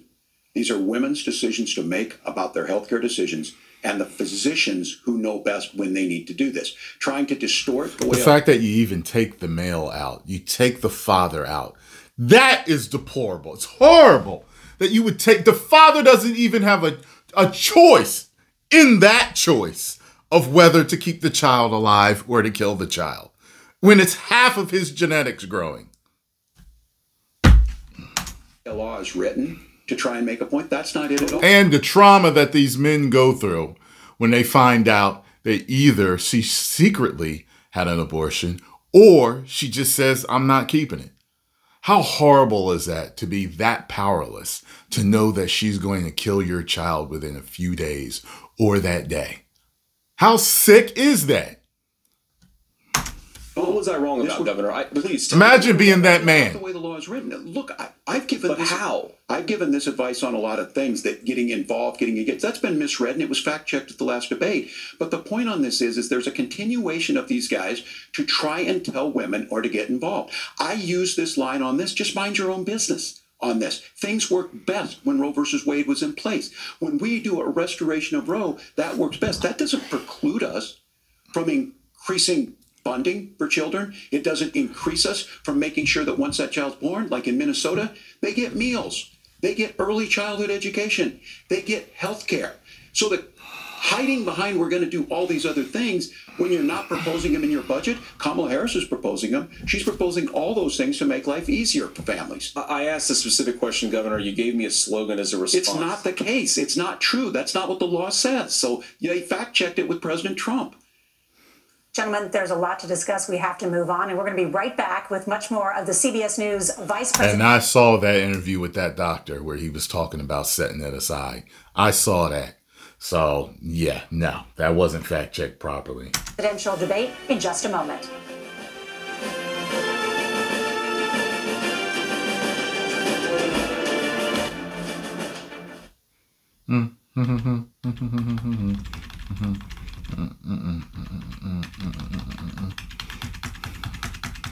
Oh boy, I drank some coffee before I did this, y'all. I was like, oh, this is going to be an hour and 48 minutes. Back to the CBS News Vice Presidential Debate. We want to turn now to America's plus me talking too. Epidemic. The leading cause of death for children and teens in America Abortion. Is by firearms. Senator Vance, you oppose most gun legislation that Democrats claim would curb gun violence. You oppose red flag gun laws and legislation to ban certain semi-automatic rifles, including AR-15s. So let me ask you, earlier this year, for the first time, the parents of a school shooter were convicted of involuntary manslaughter and sentenced to 10 years in prison. Do you think holding parents responsible could curb mass shootings? I'll give you 2 minutes. Why did that happen? On that particular case, I don't know the full details, but I certainly trust local law enforcement and local authorities to make those decisions. I think in some cases the answer is going to be yes, and in some cases the answer is going to be no. So, see, he didn't even know the full details. Every once in a while I'll get people mad at me in the comments because they'll say I don't do my own research. I do my own research, but I don't know everything. So because you guys are my tentacles out there in the world, a lot of times you guys can send me the info that I need quicker than I can find it. See? And the details really matter here, of course. For example, if a kid steals a gun, that's do your own research, Tyrone! Banned! Parent hands over a gun knowing that their kid is potentially dangerous. But look, I want to just sort of speak as a father of 3 beautiful little kids, and our oldest is now in 2nd grade. And like a lot of parents, we send our kids to school with such hope and such joy and such pride at their little faces on the first day of school. And we know, unfortunately... I'm one of you. I have children too, my father. That a lot of kids are going to experience this terrible epidemic of gun violence. And of course, our hearts go out to the families that are affected by this terrible stuff. And we do have to do better. And I think that Governor Walz and I actually probably agree that we need to do better on this. The question is just, how do we actually do it? Now, here's something that really bothers me and worries me about this epidemic of violence. The gross majority, close to 90% in some of the statistics I've seen, of the gun violence in this country is committed with illegally obtained firearms. And while we're on that topic, we know that thanks to Kamala Harris's open border, we've seen a massive influx in the number of illegal guns run by the Mexican drug cartel. So that number, the amount of illegal guns in our country is higher today than it was 3.5 years ago. But what do we do about the schools? What do we do to protect our kids? And I think the answer is, and I say this not loving the answer, because I don't want my kids to go to school in a school that feels unsafe or where there are visible signs of security. But I unfortunately think that we have to increase security in our schools. We have to make the doors lock better. We have to make the doors stronger. We've got to make the windows stronger. And of course, we've got to increase school resource officers, because the idea that we can magically wave a wand and take guns out of the hands of bad guys, it just doesn't fit with recent experience. So we've got to make our schools safer. And I think we've got to have some common sense bipartisan solutions for how to do that. Governor, you have 2 minutes. Well, I think all the parents watching tonight, this is your biggest nightmare. Look, I got a 17-year-old, and he witnessed a shooting at a community center playing volleyball. Those things don't leave you. As a member of Congress, I sat in my office surrounded by dozens of the Sandy Hook parents, and they were looking at my 7-year-old picture on the wall. Their 7-year-old were dead, and they were asking us to do something. And look, I'm a hunter. I own firearms. The vice president is. We understand that the Second Amendment is there, but our first responsibility is to our kids to figure this out. In Minnesota, we've enacted enhanced red flag laws, enhanced background checks, and we can start to get data. But here's the problem. If we really want to solve this, we've got folks that won't allow research to be even done on gun violence. And this idea that we should just live with it, Really? Here's what I do think, that this is a... Who won't allow the research? I 100% believe that Senator Vance hates it when these kids, it's abhorrent and it breaks your heart. I agree with that. But these two are more friends than Trump and Kamala were. They actually both commend each other as they're debating. That's not far enough when we know there are things that work. I've spent time in Finland and seen some Finnish schools. They don't have this happen, even though they have a high gun ownership rate in the country. There are reasonable things that we can do to make a difference. It's not infringing on your Second Amendment. And the idea to have some of these weapons out there, it just doesn't make any sense. Kamala Harris, as an attorney general, worked on this issue. She knows that it's there. No one's trying to scaremonger and say we're taking your guns, but I ask all of you out there, do you want your schools hardened to look like a fort? Is that what we have to go? When we know there's countries around the world that their children aren't practicing these types of drills.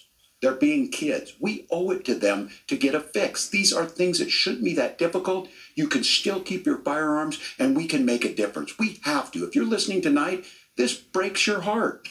Senator? Tim, first of all, I didn't know that your 17-year-old witnessed a shooting. I'm sorry about that, and I hope that you're doing okay. Christ have mercy. It is awful. And I appreciate what Tim said, actually, about Finland, because I do think it illustrates some of the frankly weird differences between our own country's gun violence problem and Finland. Okay, first of all, we have way higher rates of mental health abuse, or mental health substance abuse.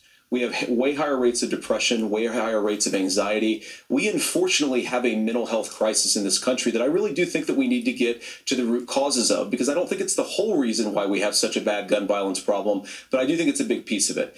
Another driver of the gun violence epidemic, especially that affecting our kids, it doesn't earn as many headlines, but is the terrible gun violence problem in a lot of our big cities. And this is why we have to empower law enforcement to arrest the bad guys, put them away, and take gun offenders off the streets. I think there's a whole host of things that we can do here, but I do think at our schools we've got to talk about more security. Senator, thank you. Governor, you previously opposed an assault weapons ban, but only later in your political career did you change your position. Why? Yeah, I sat in that office with those Sandy Hook parents. I've become friends with school shooters. I've seen it. Look, the NRA, I was an NRA guy for a long time. Did he just say he become friends with school shooters? Did he mean to say that, or did he misspeak? Because they are going to get him for that. Become friends with school shooters. I hope you did not mean that, buddy. Oh, he better come out real fast and say he didn't mean that. should teach gun safety. I'm of an age where my shotgun was in my car so I could pheasant hunt after football practice. That's not where we live today. And several things I want to mention on this is talking about cities and where it's at. The number one where the most firearm deaths happen in Minnesota are rural suicides. And we have an epidemic of children getting guns and shooting themselves. And so we have, and we should look at all of the issues, making sure folks have health care and all that. But I want to be very careful. This idea of stigmatizing mental health, just because you have a mental health issue doesn't mean you're violent. And I think what we end up doing is we start looking for a scapegoat. Sometimes it just is the guns. It's just the guns, and there are things that you can do about it. But I do think that this is one, and I think this is a healthy conversation. I think there's a capacity to find solutions on this that work, protect Second Amendment, protect our children. That's our priority. Gentlemen, thank you. Margaret? Thank you, Nora. Let's turn now to the top contributor to inflation, the high cost of housing and rent. There's a shortage of more than 4 million homes in the United States, and that... Good thing I refinanced when Trump was in office. Got that great interest rate that Ron played the game. Bars! Contributes to the high housing prices. Governor Walz, the Harris campaign promises a $25,000 down payment assistance for first-time home buyers and a $10,000 tax credit. They also promise to build 3 million new homes. Where are you building these homes, and won't handing out that kind of money just drive up prices higher? No, it's not handing out. First, let me say this issue of housing, and I think those of you listening on this, the problem we've had is that we've got a lot of folks that see housing as another commodity. It can be bought up, it can be shifted, it can be moved around. Those are not folks living in those houses. Those of you listening tonight, that house is a big deal. I bought and owned one house in my life. My mom still lives in the house where I was. And when I think of a house, I'm thinking of Christmas services after midnight mass where you go with your family. I'm one of you. See, I go to church. Affordable. And one of the things, as I said, this program that the vice president is pushing forward and bringing a new way of approaching this is something we're doing in Minnesota from that lead. We in the state invested in making sure our housing was the biggest investment that we'd ever made in housing. It starts to make it easier. We cut some of the red tape. Local folks, look, we can't do it at the federal level, but local folks make it easier to build those homes. And then that down payment assistance. I can tell all of you out there, certainly for me, using the GI Bill was one thing, but a veteran's home loan, the big thing about a veteran's home loan is you don't have to pay the down payment. Those are things that make it there. Now, look, you're going to pay it back. And you're going to pay your mortgage. Those are things that we know in the long run, the appreciated value, the generational wealth that's created from it. And I will give Minneapolis an example. Minneapolis is the one city where we've seen the lowest inflation rates. We've seen a 12% increase in stock because we put some of these things in. And we're implementing a state program to make sure we give some of that down payment assistance. We get it back from people because here's what we know. People with stable housing end up with stable jobs. People with stable housing have their kids able to get to school. All of those things in the long run end up saving our money. And that's the thing that I think we should be able to find some common ground in, but we can't blame immigrants for the only reason. That's not the case that's happening in many cities. The fact of the matter is that we don't have enough naturally affordable housing, but we can make sure that the government's there to help kickstart it, create that. Got some spit on you lit, Walz. Governor, your time is up. Senator Vance, as far as your campaign's position, the promise is to seize federal lands to build homes, remove regulation, provide tax breaks, and cut back on immigration, which you say pushes up prices. Where are you going to build all the new homes you're promising, and what part of any of this plan will provide immediate relief? You have 2 minutes. Well, first of all... By the way, I want to say something about the whole population thing. You know, as far as population control goes and stuff like that, whether it's true or not. I could have swear I read something a while ago, and if it's true, that's wild. I know people have to live in houses and they need land and all that other stuff, but it does kind of put things in perspective if this is true. It was a couple of years ago I read this, that the world isn't as... it isn't as packed as you think. It isn't as overpopulated as you think or have been led to believe. And they were saying that if you were to take every single person in the world and line them up side by side, they could all fit in Texas. Now, if that's true, oh, wow. We ain't even close to filling it yet. Tim just said something that I agree with. We don't want to blame immigrants for higher housing prices, but we do want to blame Kamala Harris for letting in millions of illegal aliens into this country, which does drive up costs, Tim. 25 million aliens competing with Americans for scarce homes is one of the most significant drivers. Okay, hear that kid. Wait a minute. Which does blame Kamala Harris. Immediate relief. You have 2 minutes. And what part of any of this plan will provide immediate all the new homes you're promising, yes, and okay. what part of any of this plan will provide immediate relief? You have 2 minutes. Well, first of all, Tim just said something that I agree with. We don't want to blame immigrants for higher housing prices, but we do want to blame Kamala Harris for letting in millions of illegal aliens into this country, which does drive up costs, Tim. 25 million illegal aliens competing with Americans for scarce homes is one of the most significant drivers of home prices in the country. It's why we have massive increases in home prices that have happened right alongside massive increases in illegal alien populations under Kamala Harris's leadership. Now, Tim just mentioned a bunch of ideas.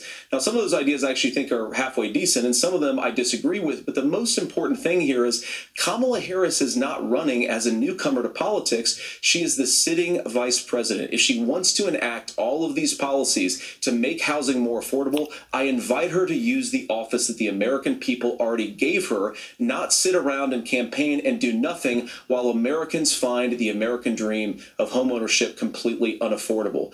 Now, you asked, Margaret, what would immediately change the equation for American citizens?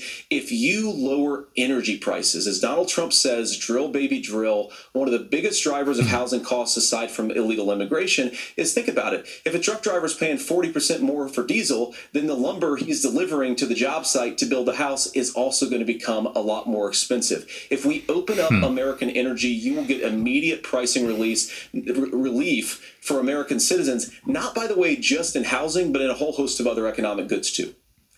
Senator Vance, you still have 23 seconds there. Do you want to answer Can I have it? where... Governor, we will get to you in a moment. But, Senator, where are you going to seize the federal lands? He meant it, too.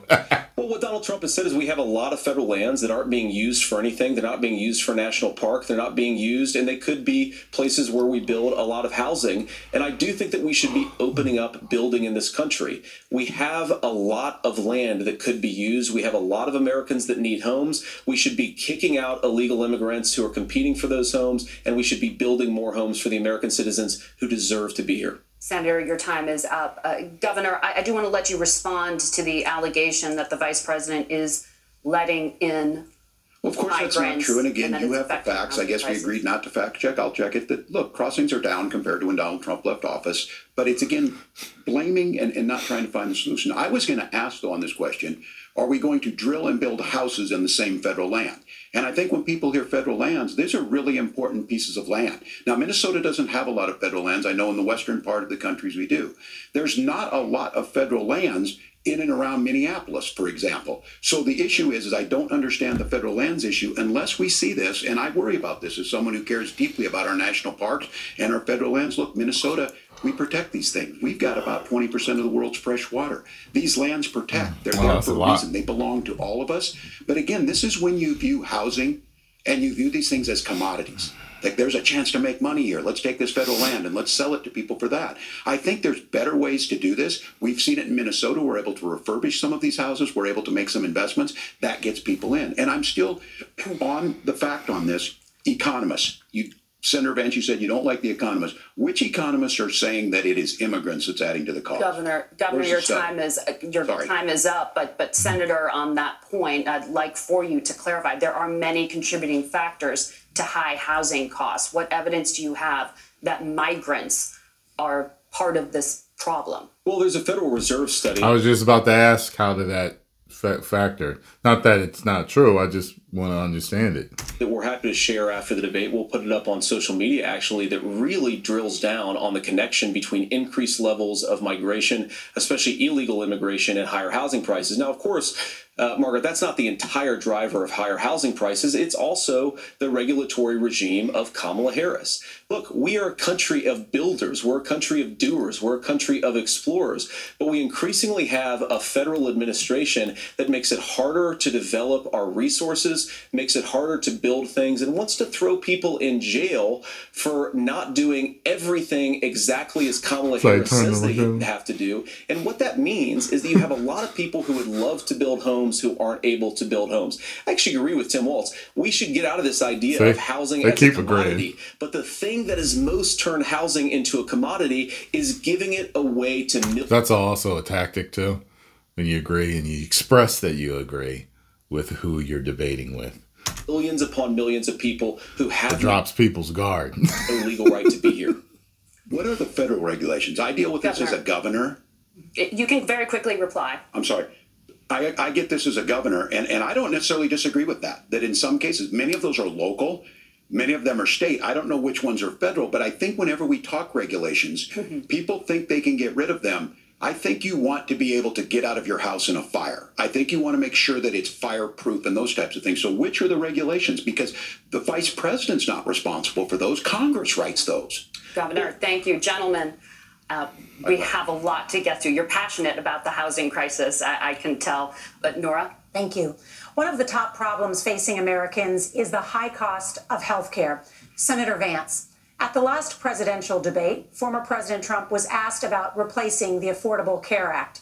In response, he said, I have concepts of a plan. See, there's the look. Since then, Senator, you've talked about changing how chronically ill Americans get health insurance. Can you explain how that would work? And can you guarantee that Americans with pre-existing conditions won't pay more? I'll give you 2 minutes. Well, of course, we're going to cover Americans with pre-existing conditions. In fact, a lot of my family members have gotten health care. I believe, members of my family actually got private health insurance, at least for the first time, switched off of Medicaid onto private insurance for the first time under Donald Trump's leadership. And I think that, a lot of people have criticized this concepts of a plan remark. It's very simple common sense. I think as Tim Walz knows from 12 years in Congress, you're not going to propose a 900-page bill standing on a debate stage. It would bore everybody to tears, and it wouldn't actually mean anything because part of this is the give and take of bipartisan negotiation.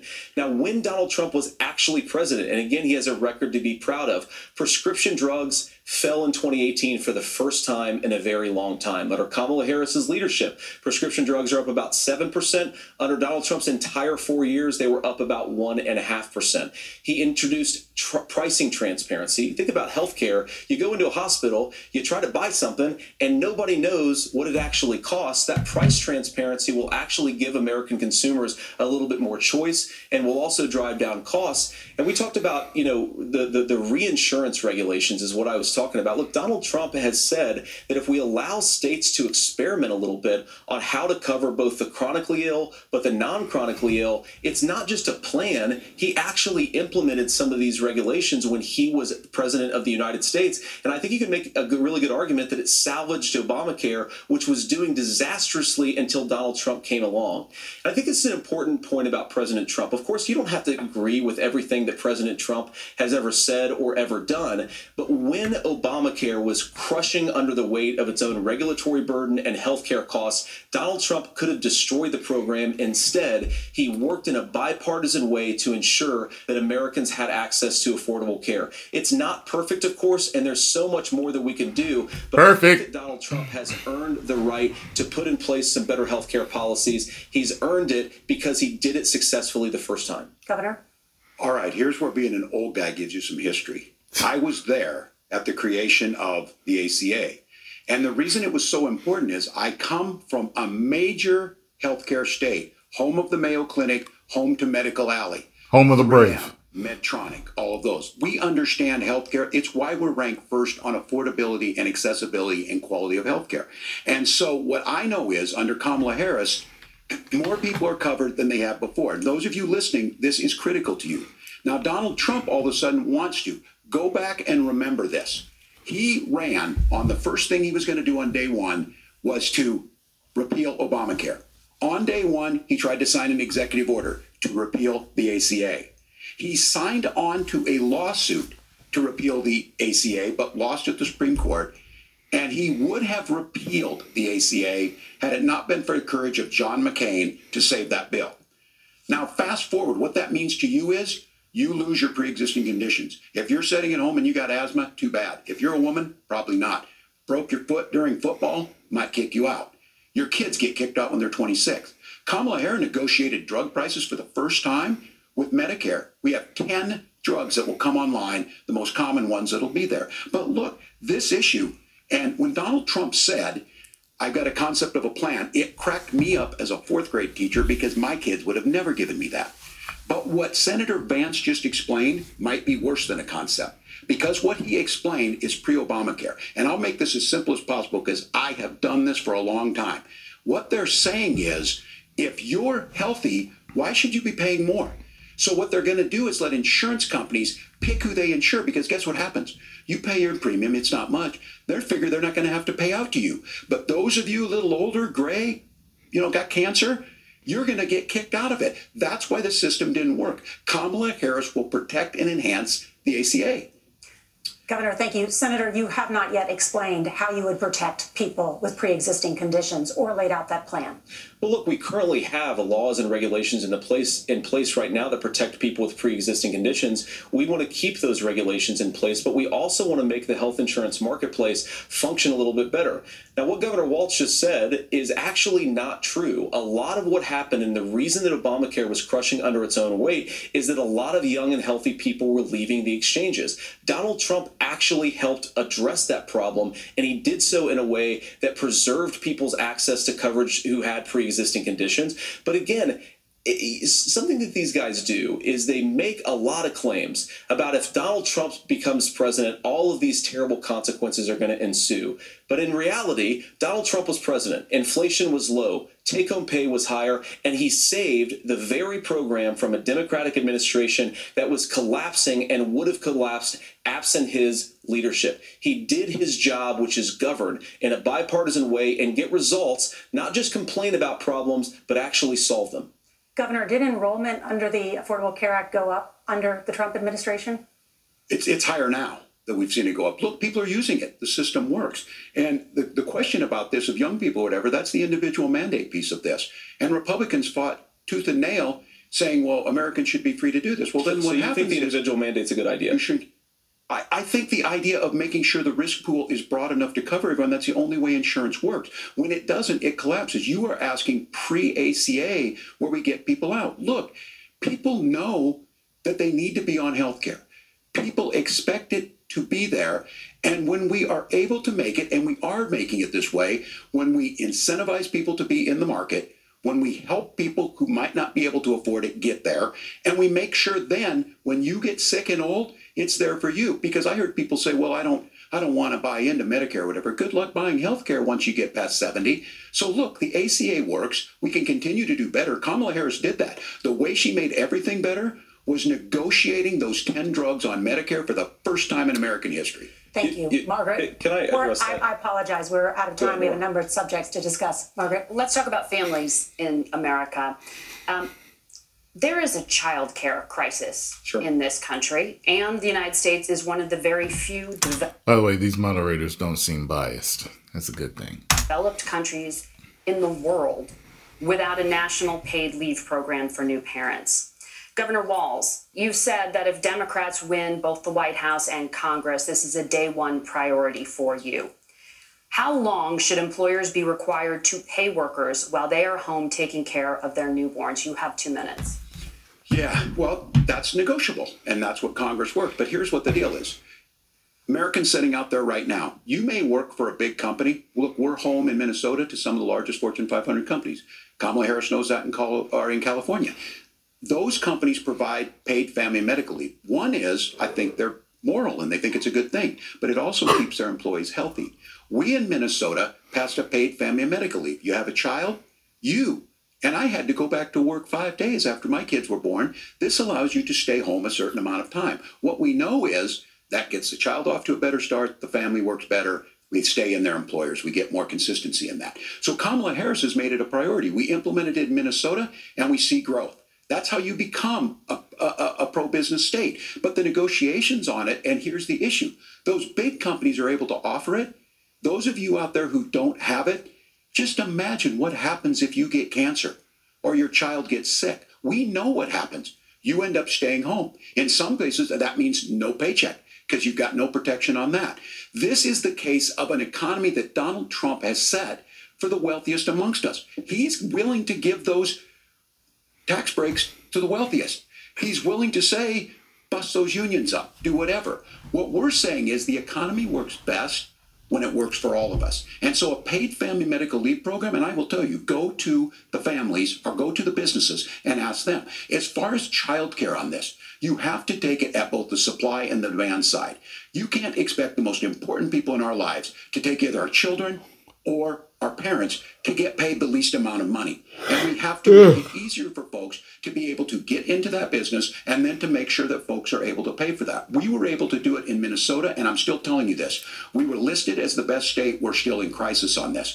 A federal program of paid family and medical leave and help with this will enhance our workforce, enhance our families, and make it easier to have the children that you want. Governor, your time is up. Senator, do you support a national paid leave program? And if so, for how long should employers be mandated to pay their employees while they are home taking care of their newborn? You have 2 minutes. Yeah, well, first of all, Margaret, a number of my Republican colleagues and some Democrats, too, have worked on this issue. And I think there is a bipartisan solution here because a lot of us care about this issue. I mean, look, I speak from this very personally because I'm married to a beautiful woman who's an incredible mother to our 3 beautiful kids, but is also... I'm just like you. I'm a husband. I'm a father. I'm married. I have children. A very, very brilliant corporate litigator, and I'm so proud of her. But being a working mom, even for somebody with all of the advantages of my wife, is extraordinarily difficult. And it's not just difficult from a policy perspective. She actually had access to paid family leave because she worked for a bigger company. But the cultural pressure on young families and especially young women, I think makes it really hard for people to choose the family model they want. A lot of young women would like to go back to work immediately. Some would like to spend a little time home with the kids. Some would like to spend longer at home with the kids. We should have a family care model that makes choice possible. And I think this is a very important substantive difference between Donald Trump and Kamala Harris's approach. I mean, look, if you look at the federal programs that we have that support paid family leave right now, the Community Development Block Grant, and there's another block grant program that spends a lot of money from the federal government. These programs only go to one kind of child care model. Let's say you'd like your church maybe to help you out with child care. Maybe you live in a rural area or an urban area and you'd like to get together with families in your neighborhood to provide child care in the way that makes the most sense. You don't get access to any of these federal monies. We want to promote choice in how we deliver family care and how we promote child care because, look, it is unacceptable. And, you know, of course, Tim and I have been on the campaign trail a lot the past 7 or 8 weeks. And one of the biggest complaints I hear from young families is people who feel like they don't have options, like they're choosing between going to work or taking care for their kids. That is an incredible burden to put on American families. We're the only country that does it. I think we could do a heck of a lot better. Senator, thank you. You have also said, Senator Vance, many things about the American family. The Federal Reserve says parents will spend nearly as much on child care as they do on housing each month. So I want to get your thoughts on this. President Trump recently said, as much as child care is talked about as being expensive, it's relatively speaking not very expensive compared to the kinds of numbers we'll be taking in. Is President Trump committed to the $5,000 per child tax credit that you have described? You have 1 minute. Well, what President Trump said, Margaret, I just want to defend my running mate here a little bit, is that we're going to be taking in a lot of money by penalizing companies for shipping jobs overseas and penalizing countries who employ slave laborers and then ship their products back into our country and undercut the wages of American workers. It's the heart of the Donald Trump economic plan. Cut taxes for American workers and American families. Cut taxes for... Ain't that sick that we still got slave labor on this planet? Businesses that are hiring and building companies in the United States of America, but penalize companies and countries that are shipping jobs overseas. That's the heart of the economic proposal. And I think what President Trump is saying is that when we bring in this additional revenue with higher economic growth, we're going to be able to provide paid family leave, child care options that are viable and workable for a lot of American families. Can you clarify how that will solve the child care shortage? Well, because as Tim said, a lot of the child care shortages, we just don't have enough resources going into the multiple people who could be providing family care options. And we're going to have to, unfortunately, look, we're going to have to spend more money. We're going to have to induce more people to want to provide child care options for American families, because the reason it's so expensive right now is because you've got way too few people providing this very essential service. Thank you, Senator. Governor Walz, your ticket also has some child care tax credit proposals.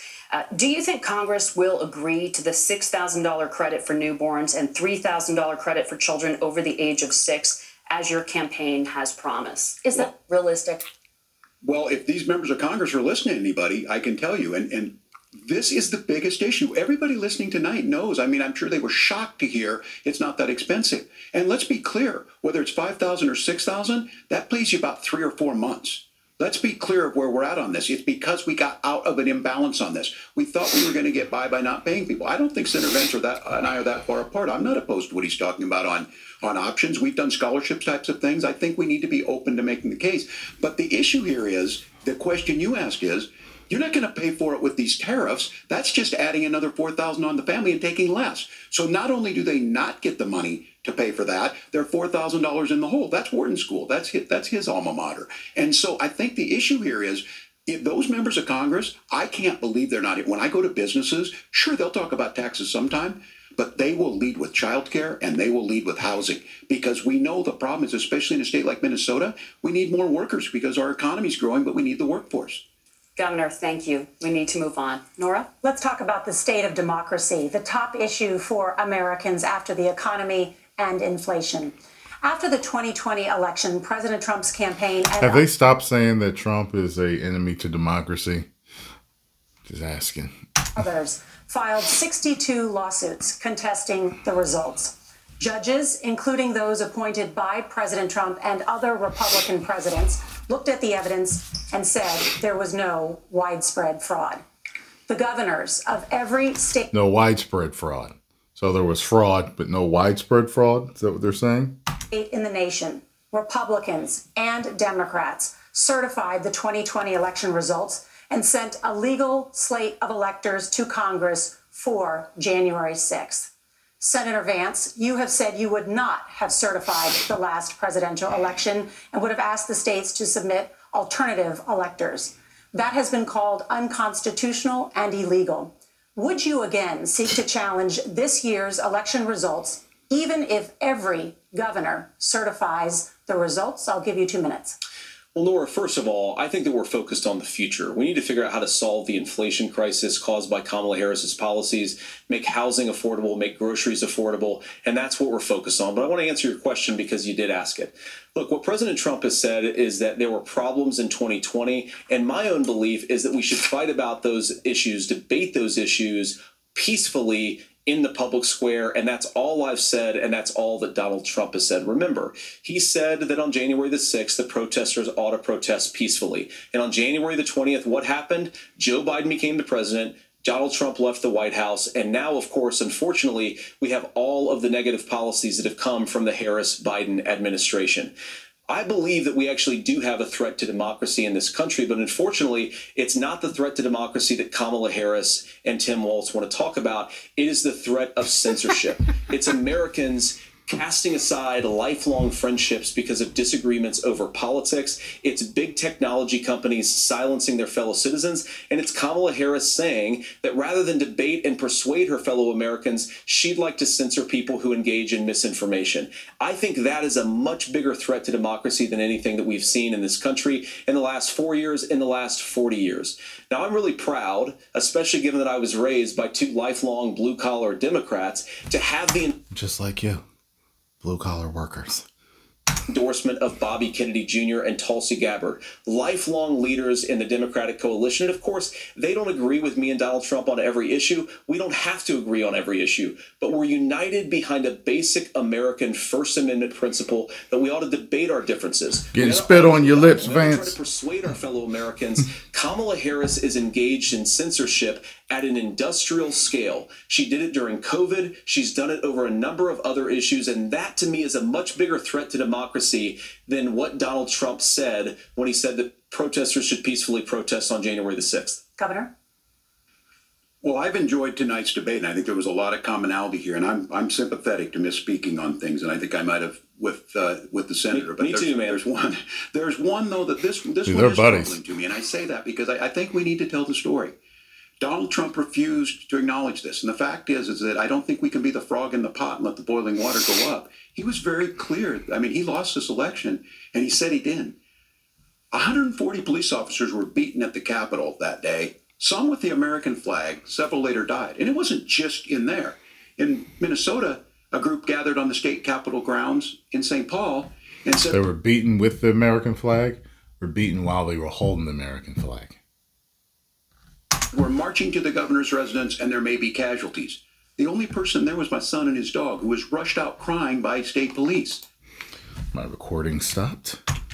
Let's start it again.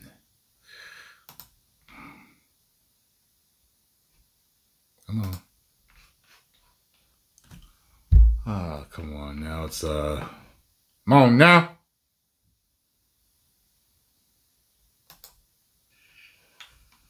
That issue and Mike Pence standing there as they were chanting, "Hang Mike Pence." Mike Pence made the right decision. So, Senator, it was adjudicated over and over and over. I worked with kids long enough to know, and I said as a football coach, sometimes you really want to win, but the democracy is bigger than winning an election. You shake hands, and then you try and do everything you can to help the other side win. That's what was at stake here.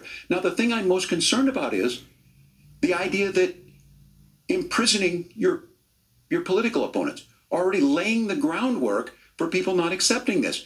And a president's words matter. A president's words matter. People hear that. So I think this issue of settling our differences at the ballot box, shaking hands when we lose, being honest about it, but to deny what happened on January 6th, the first time in American history that a president or anyone tried to overturn a fair election and the peaceful transfer of power. And here we are 4 years later in the same boat. I will tell you this, that when this is over, we need to shake hands this election, and the winner needs to be the winner. This has got to stop. It's tearing our country apart. Margaret? Senator Vance, did you want to respond to that? Yeah, well, look, Tim, first of all, it's really rich for Democratic leaders to say that Donald Trump is a unique threat to democracy when he peacefully gave over power on January the 20th, as we have done for 250 years in this country. We are going to shake hands after this debate and after this election. And of course, I hope that we win, and I think we're going to win. But if Tim Walz is the next vice president, he'll have my prayers, he'll have my best wishes, and he'll have my help whenever he wants it. But we have to remember that for years in this country, Democrats protested the results of elections. Hillary Clinton in 2016 said that Donald Trump had the election stolen by Vladimir Putin. That's true. Because the Russians bought like $500,000 worth of Facebook ads. This has been going on for a long time. And if we want to say that we need to respect the results of the election, I'm on board. But if we want to say, as Tim Walz is saying, that this is just a problem that Republicans have had, I don't buy that. Governor. January 6th was not Facebook ads. And I think a revisionist history on this. Look, I don't understand how we got to this point. But the issue was that happened. Donald Trump can do it. And all of us say there's no place for this. It has massive repercussions. This idea that there's censorship to stop people from threatening to kill someone, threatening to do something, that's not censorship. Censorship is book banning. We've seen that. We've seen that brought up. I just think for censorship is what y'all did with Facebook. Remember that? Huh? The man that running the place came out and said so. One tonight, and I'm going to thank Senator Vance. I think this is the conversation they want to hear. And I think there's a lot of agreement. This is one that we are miles apart on. This was a threat to our democracy in a way that we had not seen. And it manifested itself because of Donald Trump's inability to say. He is still saying he didn't lose the election. I would just ask that. Did he lose the 2020 election? Tim, I'm focused on the future. Did Kamala Harris censor Americans from speaking their mind in the wake of the 2020 COVID situation? That is a damning non-answer. It's a damning non-answer for you to not talk about censorship. Obviously, Donald Trump and I think this is the opposite of what happened before when he told her to answer the question. And she said, well, you answer this question and I'll answer that. This is the opposite. That there were problems in 2020. We've talked about it. I'm happy to talk about it further. It's funny because there are a lot of people that believe that he won and that there was some shenanigans going on. Period, point blank. A lot of stuff came out. Funny stuff with ballots, mail-in stuff, everything. I saw a lot of the stuff, not all of it. And I was just like, something was shiesty. Period. Something was shiesty. But it's funny because I guess if you say that he won, or at least he can't say that until he gets in office, because if you say that he won, that's too far to go because it may make people not vote for you by saying that. You got what I'm saying? And I know why he's not saying it. Is it right? I don't think so. I think you could word salad it into a, yes, I think that he won, or yes, or no, I think that he lost, or whatever. But that's funny. But you guys attack us for not believing in democracy. The most sacred right under the United States democracy is the First Amendment. You yourself have said there's no First Amendment right to misinformation. Kamala Harris wants to use the power of government and big tech to silence people from speaking their minds. That is a threat to democracy that will long outlive this present political moment. I would like Democrats and Republicans to... Because there has been misinformation since the beginning of time. I mean, there's always going to be misinformation. Somebody just doesn't get their facts right. Hey, yo, did you hear what happened? Yeah, that was crazy. Now you go to jail for just getting a couple of the facts wrong when you're trying to tell somebody a story. You know what I mean? Like, come on now. And I know what it's all for, and we need that free speech to keep flowing. Both reject censorship. Let's persuade one another. Let's argue about ideas, and then let's come together afterwards. You can't yell fire in a crowded theater. That's the test. That's the Supreme Court test. Tim, fire in a crowded theater. You guys wanted to kick people off of Facebook for saying that toddlers shouldn't wear masks. Senator, the governor does have the floor. Fire in a crowded theater. That is criticizing the policies of the government, which is the right of every American. Senator, the governor does have the floor for 1 minute to respond to you. Yeah. Well, I don't run Facebook. What I do know is I see a candidate out there who refused, and now again, and this, I'm pretty shocked by this. He lost the election. This is not a debate. It's not. It's you know what the curious. You know what I think the question is. Okay, he lost the election. Did he fairly lose the election? That's the question. Anything anywhere other than in Donald Trump's world. Because look, when Mike Pence made that decision to certify that election, that's why Mike Pence isn't on this stage. What I'm concerned about is, where is the firewall with Donald Trump? Where is the firewall if he knows he could do anything, including taking an election, and his vice president's not going to stand to it? That's what we're asking you, America. Will you stand up? Will you keep your oath of office, even if the president doesn't? And I think Kamala Harris would agree. She wouldn't have picked me if she didn't think I would do that. Because of course that's what we would do. So America, I think you've got a really clear choice on this election of who's going to honor that democracy and who's going to honor Donald Trump. Governor, your time is up. Thank you, gentlemen. We will be right back with both of our candidates. The CBS News.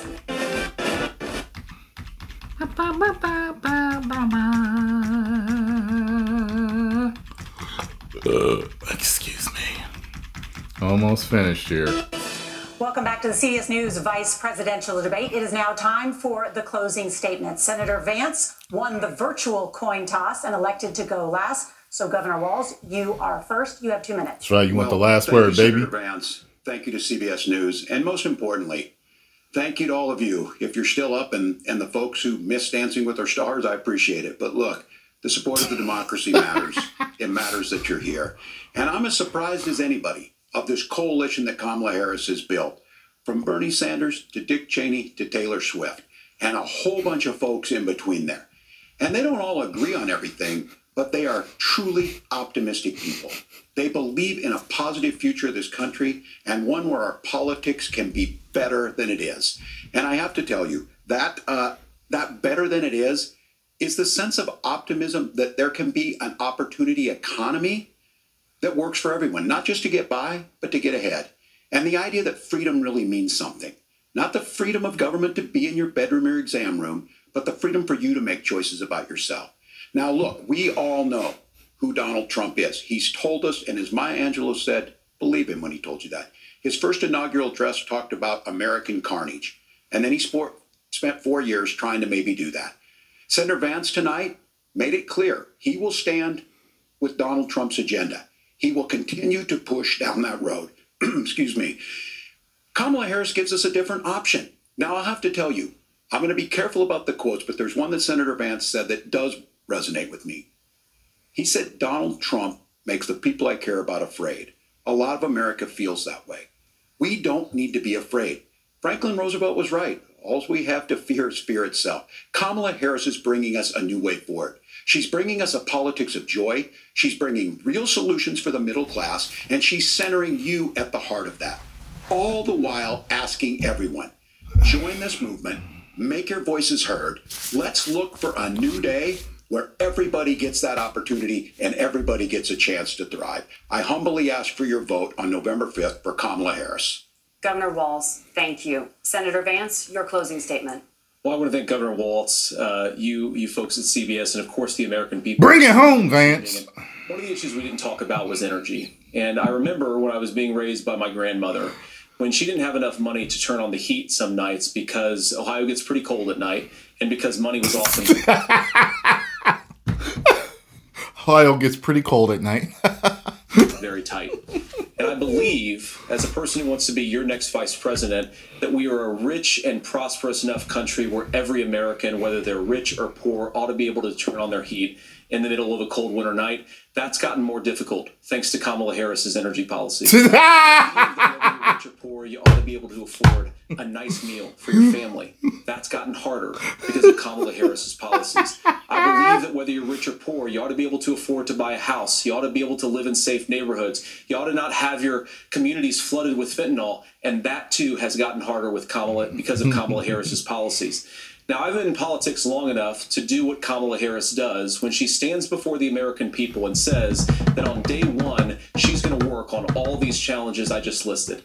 She's been the vice president for 3.5 years. Day one was 1,400 days ago, and her policies have made these problems worse.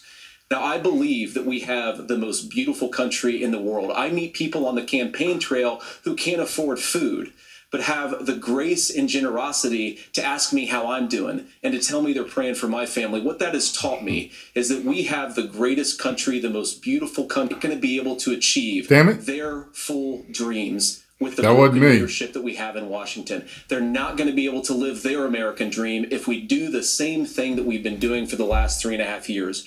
We need change. We need a new direction. We need a president who has already done this once before and did it well. Please vote for Donald Trump. And whether you vote for me or vote for Tim Walz, I just want to say I'm so proud to be doing this, and I'm rooting for you. God bless you, and good night. Senator Vance, thank you. And thank you both for participating in the only vice presidential debate of this election cycle. There we go. Brennan. And I'm Nora O'Donnell, and a reminder, there are just 35 days until Election Day. Okie dokie, folks. Oh, boy. Well, getting those comments. Let me know what you think. 10 million subscribers. Vance won.